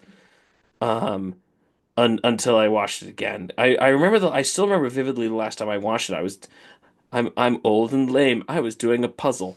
And I was it was 2019 and I was just like sitting at the table in our apartment in New York City and I was like, I'm just sitting here doing this. I'm gonna put on a movie. And I put it on. I hadn't watched it again probably in like 5 years before that. And I went, oh, this is really good. I forgot how good this was. This time I think I just sat and watched it and it's like, man, is it good. Mhm. It's It's really good. it's 4 hours long and it moves. I mean, Very it really fast. moves very fast. And part of it is he is Brana's skill with the text is he can get a lot of text out very quickly with a lot of movement. He likes to do text fast. That seems to And be, with a lot of meaning. yeah, Like he's not losing anything in doing he's it. not losing things. And this is, I mean, and maybe I mean, I don't think we've talked about like the time that plays used to take. Like it's my understanding is that like that's one of the ways they would know that the time the plays would start and on what days, and they would know they had to be over by sunset. So they would be like, then Hamlet must have been performed at the time in like 3.5 hours, which means they were hauling Mhm. If, through the text. yeah, if you had them performing the whole thing, I'm incredibly suspicious that, I mean, yeah, they did the. I mean, even Brana's version is a collapsing of the quarto, the second quarto, and the folio. yeah, but still, there's this idea that like they still had to have been hauling. Mhm. There's this idea that, even I actually listened to part. I had to finish it before the podcast, so I was listening to some of Olivier's version early this afternoon on like 1.5 speed, and some of it came across a little comical. But actually, the to be or not to be speech came across as totally normal paced, which tells you that if it's coming across as totally normal paced on 1.5 speed, it must be going very slow. I don't think contemporaries were doing that. Like, I don't think anyway. But Branagh moves pretty fast through the text, and I get it. Like, this is a quality to like his ability to do the text. I understand it, even though he's hauling through some of that text, Yeah, right? he is. Yeah, he's busting, but you get it though. He defines beats very Yeah, well, I know what he's saying. I know and exactly what he's saying. and it fits the media. It seems like they have. So most of this is the exteriors are done on this large British estate, which looks glorious. It's the largest estate in England. Is that what that is? Is that the exterior of that? The exteriors. I don't think that what you're seeing inside is the. Is that a set? Is the I interior a thought it set? was a set. I thought I the didn't know what it was. yeah, My gosh, is it beautiful? it is. Yeah, maybe I'm wrong about that, but I don't know what it is, but because it's all everything about it is it stunning. is, and it's mostly one room. If you look at like Mostly. mostly it's this one hallway that has these mirrors, and then there's rooms behind the mirrors, Yeah. and sometimes you do scenes in those rooms, Those side rooms. but mostly it's in this hallway, and they do different arrangements. Like when the play's in, they put Yeah. a stage there and chairs But to I the mean, audience. who films in a hall of mirrors? You can't film. Everything has to be at an angle. Yeah, but it And it's works. still, it works. It's beautiful. Yeah, and you think like, well, it's this basically one room 4 hour movie. You think it would be claustrophobic, but it feels epic and beautiful and spacious even. It's really really wonderful, and the I think the like celebrity peep show thing, like you just have celebrity after celebrity after celebrity. We're joking about how many Oscar winners are actually parading through this movie. I think just in the actors, did we get to 10? We got to 11, I think. I think you told me Did we get to 11. 11? I can't even remember. I mean, two of them are not Best Actor winners, at least. Um, Branagh is not a Best Actor. Yeah, well, yeah. That's and Attenborough. I don't think Attenborough won for Attenborough won for director. direction for Yeah, Gandhi. so Yeah. Attenborough won for direction and Branagh won for screenplay. Mhm. But other than that, I mean, come on, Branagh should have won Best Actor At some at point in some his point. life, yeah. He should have. Just If give he him should have, one. I think they would have given it to him for Henry V. I think the idea in 89 or whatever that was 89 90. I think it was like this is the new kid. He needs to prove his chops. In the same way that like Peter Jackson wasn't ever going to win Best Picture for Fellowship or Two Towers. Didn't matter how good they were. He had to finish the series. Yeah, And I which think, I don't which is blame fine, them for that. Yeah. but I think that was the idea. No, they would never in a million years have given him Best Director, Best Picture for those two. He had to stick the landing. Totally get it. And I think in 89 90 there was this idea that Branagh had to stick the landing. He did his Henry V. He had to get his rest of his things. He probably should have won for this. I don't know who won that year. That he didn't. I don't even know if he was nominated I don't in think so for for performance. Hamlet. Yeah, He should have won for Hamlet, yeah, but but they gave it to him, a few years ago. But either way, yeah, this is like there's a lot of cameos. There's a lot of celebrities. yeah, and they all work. Normally, it's well, maybe not Jack Lemmon, but mostly they work. I like Jack Lemmon. Did You didn't you? like Jack Lemmon? I thought he I struggled with liked the Lemmon. text.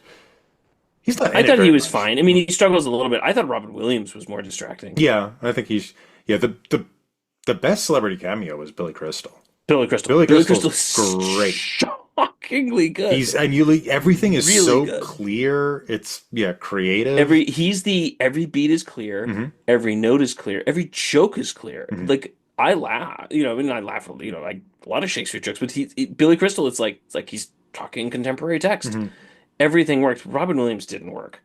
No, I it's a didn't think little so. odd. Like the joke about do I wear a hat or not, and Yeah, I didn't yeah. really know. Hmm. I Um, didn't get it. I didn't get it, and I He's didn't too really. hot, or maybe he shouldn't wear the hat. Or, I don't know, whatever. Well, it worked better in the Olivier version because then in the Olivier version, the guy's like sweating and trying to Yeah. fan himself the whole time, Hmm. Osric. Yeah. So it worked better there. I Peter don't think Robin Cushing. Williams. Oh, is that who that was? I Hmm. didn't even notice. Yeah. But Robin Williams is fine. He's not great. But I don't think he was great. But Billy Crystal is shockingly, shockingly good. Like that is a really, really good performance from Billy Crystal. But yeah, it's a cameo parade. I mean, they even got like Judi Dench with no lines, just weeping on a bench And as John Hecuba. Gielgud. Yeah, and John Kilgood is just like, I mean, even the Norway, what was his name? John Mills, is that? John Mills he doesn't have any lines either. So they just stuck a bunch of non in just mime parts, but it was fine. I mean, And I they think they it get good. highlights it. I think it makes it like this, it instead of being a kind of annoying, it just felt grand.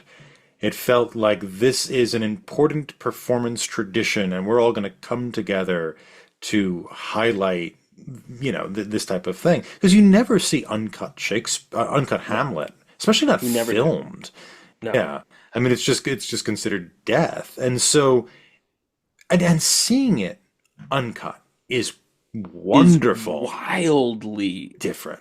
illuminating. Yeah, Yeah, yeah. I mean, the whole it the it's whole so trajectory of his evolution is so much clear. The idea of him like being relaxed at the end, like you were talking about, the yeah. quietude of That's where it shows up. that's where it It's shows like, up. my God, this is a different because the manicness of some of those speeches and scenes earlier and the length of the manicness. Like his scene with Ophelia goes on and on and on, and it's great. I'm not saying it's bad, it's really good. But some of these scenes, and even just when he's like mocking, Polonius, and just some of these scenes, I'm like, my God, there's a lot of energy here. And it's just, granted, it's not a stage performance, so Branagh doesn't have to keep it up for 4 actual hours, but it just goes on and on and on. And the energy out there. And yeah, when he comes back, there's just this sitting in that library, there's just this like relaxed quality to it as he just sits there talking to Horatio and to Osric, sort of joking with Osric. Like, you're like, wow, this is different. I mean, there's just a huge range that gets missed in a cut version. Yeah. Even some of Ophelia's scenes that they cut, like her scenes go on and on and on, and there's a lot going on Mhm. that just you lose. Hmm. Yeah, the theme, a lot of the comedy you lose. I forgot how funny the stuff with Polonius trying to be critical of the actors Yeah. is. It's Yeah. really, really funny. And it's also, it just shows why he sucks so much. Like that's the best way Yeah. to indicate it. But yeah, it is this, it's a beautiful, beautiful production. And I also, like, Branagh has no real need for contemporary fashions. There's no contemporary ironies or winks or anything like that in any of his work. I mean, even in Thor, it isn't there, the Marvel movie. And it certainly isn't here in this. And so and it, and so it makes it all the more like kind of stunning, I think, is that it feels alive and contemporary, and he's not bowing to any kind of contemporary fashions. No. It's not fashionable at all, the movie. And I think it is. I don't understand why people don't like it. I know there's a big camp of people out there Oh, who I didn't know that. hate on this movie. My The doctoral only things I advisor did don't not like like, this movie. there's only things I don't like. I don't like the weird thing with the ghosts. I don't know what's going on with the intro when they're like, run away, and they have these weird shots of Hmm. just like the ghost kind of floating. That felt disembodied Hmm. direction wise. Yeah, you don't know where it Um, is. Yeah. yeah, it just felt, but I just thought, why don't you just show the ghost? Like, why don't you show them with the ghost? I don't know what was, it just felt odd. I don't know what they were going for. And then it was sort of like the weird zoom in things. I think they were just trying to establish drama very early. I just didn't get it. And even when they're chasing the ghost through the woods and they're doing like the constant shots of the ground closing together, I'm like, I just don't think that works. This is a minor criticism. Like, why Yeah. did they do? Well, I think it gets to your point. Like, not about the beginning, but about the ground opening up and closing. I think it gets to your point of there might be something very, very bad here. I got But why do we need to? But they show it throughout the movie. They the, keep doing it. They do it in a number of other well, they don't spots. do the thing where you don't see it is when the ghost comes, when Hamlet's talking to Gertrude. Yeah. There, he's like a sweet ghost. There, Brian Blessed is very sweet. Yeah. And I Um, feel like I would have rather they did something like that. Yeah, he's like almost like a monk. And I wish they just done something a little different. I just didn't think those scenes worked. I thought those scenes could have been reworked. They felt like from a different movie. But it's not a huge criticism, but it was just weird. I'm just like, why are you doing this? I think you could do this better.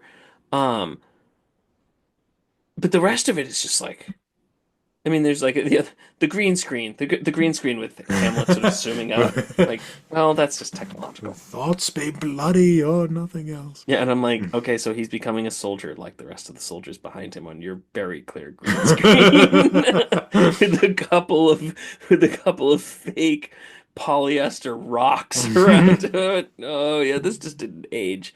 Um, but again, fine. But I don't know. I mean, what was their criticism of it? What are people's I criticisms of don't know what it is. I don't I haven't talked to my advisor about it. I think they just find it to be kind of bloated and sunny, maybe, because it is a brighter it? It's movie. very bright, Yeah, but but so I don't what? need my Hamlets to wear. I don't need them to be dark. I mean, they don't need to be in Kafka's castle. Like they don't. They can be. They don't have to They be. can be, Yeah. but they don't need to Yeah, be. this We is can. perfectly. I think there's a suspicion of celebrity also that goes on with things like this. I think they see it as a Yeah. kind of a star effer movie, um, which I think it's actually pretty Which effective. I mean, it is a little bit, but it is. I mean, even Charlton Heston. But this is the best performance I've ever seen from Charlton yeah, Heston. I agree. Like, this is the by far the best Charlton He's Heston very performance. good. He's good, Yeah, like flat out good. There's no question about it. Like this is what I mean. Branagh directed, right? Brandon. Yeah. He did. Yeah. I mean, Branagh got gold out of Heston. I mean, it's by far the best Heston performance I've ever seen. It's really, really good. Um, and even with that stupid speech, it's still good. Like it's just everything. Like you really like the player king here. Like you really, really like this man. Um, it's a really good performance. There's just yeah, that's really good. But it's sort of like I get it's like, but did you really need to get Judi Dench to be that type of a Yeah, character? yeah. I You know, don't you you quite. probably I guess there is this sort of. I mean, this is part of I understand your point. why. You're paying homage to a tradition. Yeah, and this is why you have Derek Jacobi in it. Derek Jacobi did a very famous television version of Hamlet. So you make him Claudius, and there's this sort of tip of the cap to the past. I think that's which is fine. I part of don't what he's mind doing. that. Yeah, I But like. Jacoby also gives, and it's not as if Judi Dench is distracting. Mm. There's no performance in this that's comparable to Batman in Much Ado. What's his Yes, name? Michael Keaton. Mhm. Michael Keaton. There's no comparable performance to Michael Keaton in this. Even Jack Lemmon. I mean, Jack Lemmon does struggle with the text, but I guess I thought he's supposed to be stupid anyway, so it's fine. Um, but it's fine. There's nothing comparable to that. There's nothing comparable to um, Keanu Reeves. Like Keanu Reeves is No, distracting. No everybody's one yeah, nobody's taking you out of it. Yeah, no one's taking you out of it. So the fact that Judi Dench is there is more just a recognition thing that, oh, Judi Dench is there. These other roles or John Mills. It's sort of like, well, there's no distraction that they're there. It almost feels like homage to these great That's what I thought it was. That was my reading of it, which I actors. liked. Exactly. Yeah, Yeah. and I think that's fine. Mm. And even the idea of including Robin Williams, it's sort of like, well, normal people can do Shakespeare too, Mhm. and let's let them participate as well. Um, Yeah, and there's supposed to be comic characters. Comic characters are supposed to be low comedians. Like, yeah. yeah, like Robert Armin might have played that role. He probably was closer to Robin Williams than, like a polished actor or something like that. Same with Billy Crystal.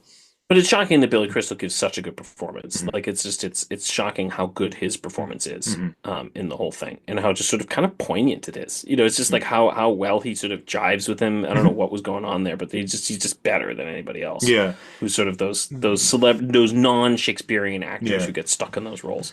Yeah, Um, Robin Williams, Billy Crystal. I think the first time I realized, oh, the Gravedigger is almost as smart as Hamlet is. yeah, Like he's the one character, and it's an odd thing. It's he's the like, one. Even Hamlet says, "Oh, we got to watch out for this one. yeah, He's gonna like we have to be careful." hmm yeah, that's which is really funny that the one person who can actually compete with Hamlet is a gravedigger, is Yeah, somebody who's maybe not particularly smart, but has spent enough time with dead bodies to to get to get the to get the situation. the humor, yeah, Yeah, to get the humor of it and to appreciate that this is something we can talk about. Um, yeah, I think Derek Jacobi gives a great performance. I think he really it's does. lovely. I mean, it's I Yeah, his real affection for Gertrude is yeah, is obvious. very Yeah, touching. And like I loved his delivery of when he says, "I think I'll hit him now." When Laertes says, "I think I'll hit him down," and he goes, "I think not." And it's a single line, but it's a great line delivery because it's just you see like I've lost, and the thing he's concerned about losing is his wife. Like that's great. And even the scene where he's just trying to get Polonius, he yeah. plays him. Oh, it's great. It's It's a great. great, and that's another one where you get it because it's not cut. It just he's right. He gets so angry when Ophelia wanders through because he's going, I spent forever talking this guy off the edge. I've spent like 10 minutes of this play, and then I have to do it all over again. Like you actually get his frustration because he has spent an inordinate amount of time. Yeah, he's much more forgivable in this version. Yeah, Because for a lot of times he's just trying to keep things together. He does, and this is what like I think the geopolitical stuff does matter for his character. There's a clear and present yeah, danger coming into the kingdom, and granted, he's covetous, like he wanted the crown. But when you play it like Jacoby does, first of all, there's a danger there, and he actually loves this woman. He really has a strong affection for Gertrude, and he's trying to manage Hamlet as best he can until the mousetrap. At that point, it's like, well, yeah. this guy just knows too much. He has to die. But up to there, he's trying to help his wife's son get better, get healthy. And that's I think making your villain as nice as possible, playing Yeah, I'm against the always a fan of that. grain Yeah, is you always lean against your yeah. villain. Like you never ever lean unless you're a Disney, unless you're making a Disney, witch. Sauron, Yeah, a Sauron or whatever. Unless you're making disembodied fairy tale. evil. Yeah. Yeah, unless you're making a fairy tale. Like basically fairy tales can have unmitigated evil because that's the point of a fairy tale. Hmm. Yeah, that's literally the point of a fairy tale. But if you're not making a fairy tale, always this I when I was doing my MFA, like I used to always tell people in the notes to be like lean against your villain. You we will get it. This is trust your audience. We will get it. We know what he did. We can interpret it. We don't need you to tell me. And no one is going to think that Claudius is a good guy. We can sympathize with him, which is what you do. You can sympathize with him. We can feel bad for him. We can appreciate the situation he's created for himself, but we don't need to like him. Like you don't we can dislike him on his own merits. Don't lean into it. Yeah.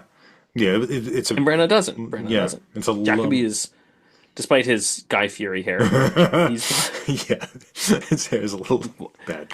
hair's a little much. This is very 90s. He's got his frosted tips. But it's like, Yeah, but it's really, it's a very sympathetic performance that doesn't make me like him, doesn't make me think the character was right, but is very sympathetic. Makes me really appreciate the character. It's a tour de force. Like it's the best.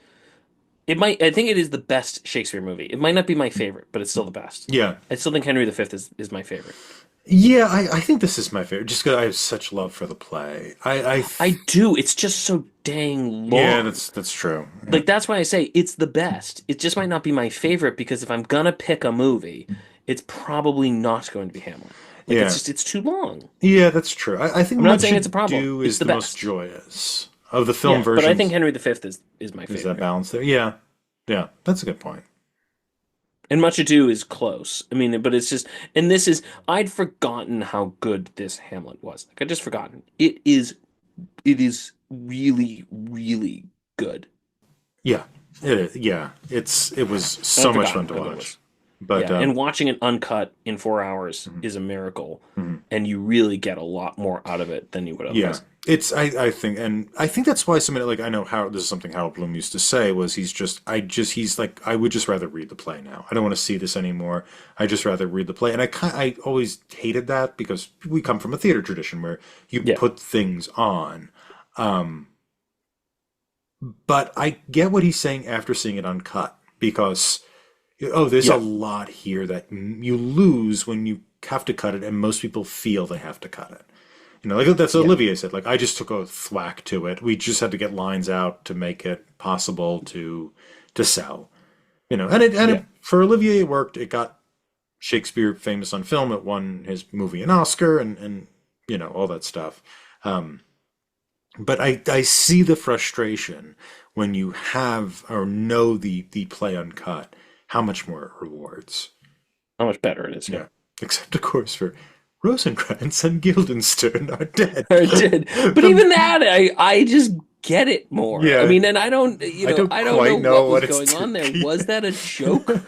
Was that a I gotta Mm, hey, you forgot about that? Like is that just more bodies being mm, piled on? I don't know what it was, mm. but I don't think it's a. I mean, it is weird, but Yeah. it made me appreciate the stoppered play more. I went, oh, now I get the Yeah, joke. no, I Like I know. always I appreciate the stoppered joke, mm, but now I really get the yeah. joke. You of What course you have to write an absurd play about play about about that. these It's the most things? absurd line in the history of Western drama, probably. Exit pursuit. Well, I guess it's a stage direction. Exit pursued by That's bear pretty has to be absurd. the. Yeah. Yeah. That's the most absurd stage Yeah, yeah, direction. But yes, Rosencrantz and Guildenstern are dead might be the most absurd yeah. line. Ever. Yeah. Yeah. Yeah. If you enjoyed Hamlet, check out these adaptations. Gregory Kozintsev's 1964 Russian adaptation, and I'm sorry about the pronunciation of that, but I don't think I'm going to do better. A 1964 John Gielgud production of Richard Burton's work, Tony Richardson's 1969 Nicole Williamson production with Williamson as Hamlet and Anthony Hopkins as Claudius, and, if you must, Franco Zeffirelli's Oedipus on Steroids 1990 Mel Gibson version. Of course, there's also the modern version of Ethan Hawke from 2000. And the Lion King. Oh, and see The Lion King if you haven't already. If You've you haven't probably seen The already. Lion King. You can rate and review this show anywhere fine podcasts are available. For those viewing in YouTube land, if you haven't already, please like this video, subscribe to the Talking Studios channel for all our exciting content, and follow us on social media at Talking Studios. Check out other shows by Talking Studios, including Talking Pictures Trivia, where we explore movies through trivia, Keep Making Movies, where we explore micro-budget films. Limited Lexicon, where we play through text-based adventure games. And Get the Point, where we slowly reveal a movie poster and try to guess which movie poster it is. Got a question for us? Call the Talking Studios hotline at 201-467-8679 and leave a message. It may be featured on a future episode. And if you haven't already, please subscribe to Adapt It, wherever fine podcasts are found. Join us next time when we discuss Julius Caesar from 1599 and the Joseph L. Mankiewicz version from 1953, starring James Mason, John Gielgud, and Marlon Brando. See you then. Wow, Talking Studios. Next week we'll be discussing Julius Caesar. Pat, if you could play one role in this play, what would it be?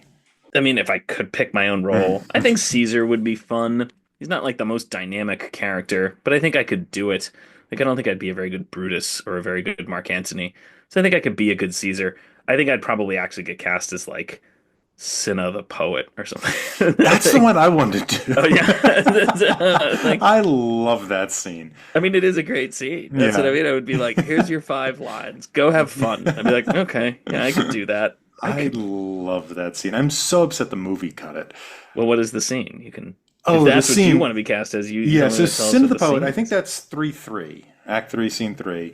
And it's basically, so Cinna is one of the conspirators. And once the Roman citizens, the plebes, have decided that they don't like the conspirators and they're going to kill them, they go after Cinna. And in the crowd is another person named Cinna, not a conspirator, a poet named Cinna. And he goes with them and he agrees with them. He says, I agree with you. And they're like, who are you? And he goes, Cinna. He goes, you killed Caesar. And he's like, no, I'm not Cinna the conspirator. I'm Cinna the poet. And like, well, kill him for his bad verse. And they kill him for his bad verse. It's a funny scene. Would I be Cinna the poet? I think You'd be a good Mark Antony. I would be You a could good Mark Antony. Yeah, maybe if I was a little younger, I'd be a good Mark Antony. Though actually, probably the age of Mark Antony. Yeah, I was gonna say you probably are the age. I think you would be a good. You got the Mark Antony kind of look. You got the Marlon Brando thing going. Yeah, that's me. Fine, I'll recast myself. I'll be Lepidus. They're gonna put me as They give me a messenger boy. Yeah, Mark Antony would be a lot of fun to play in this, and then in probably even more fun in Antony and Cleopatra. Antony and Cleopatra is really good. We're not doing that, are we?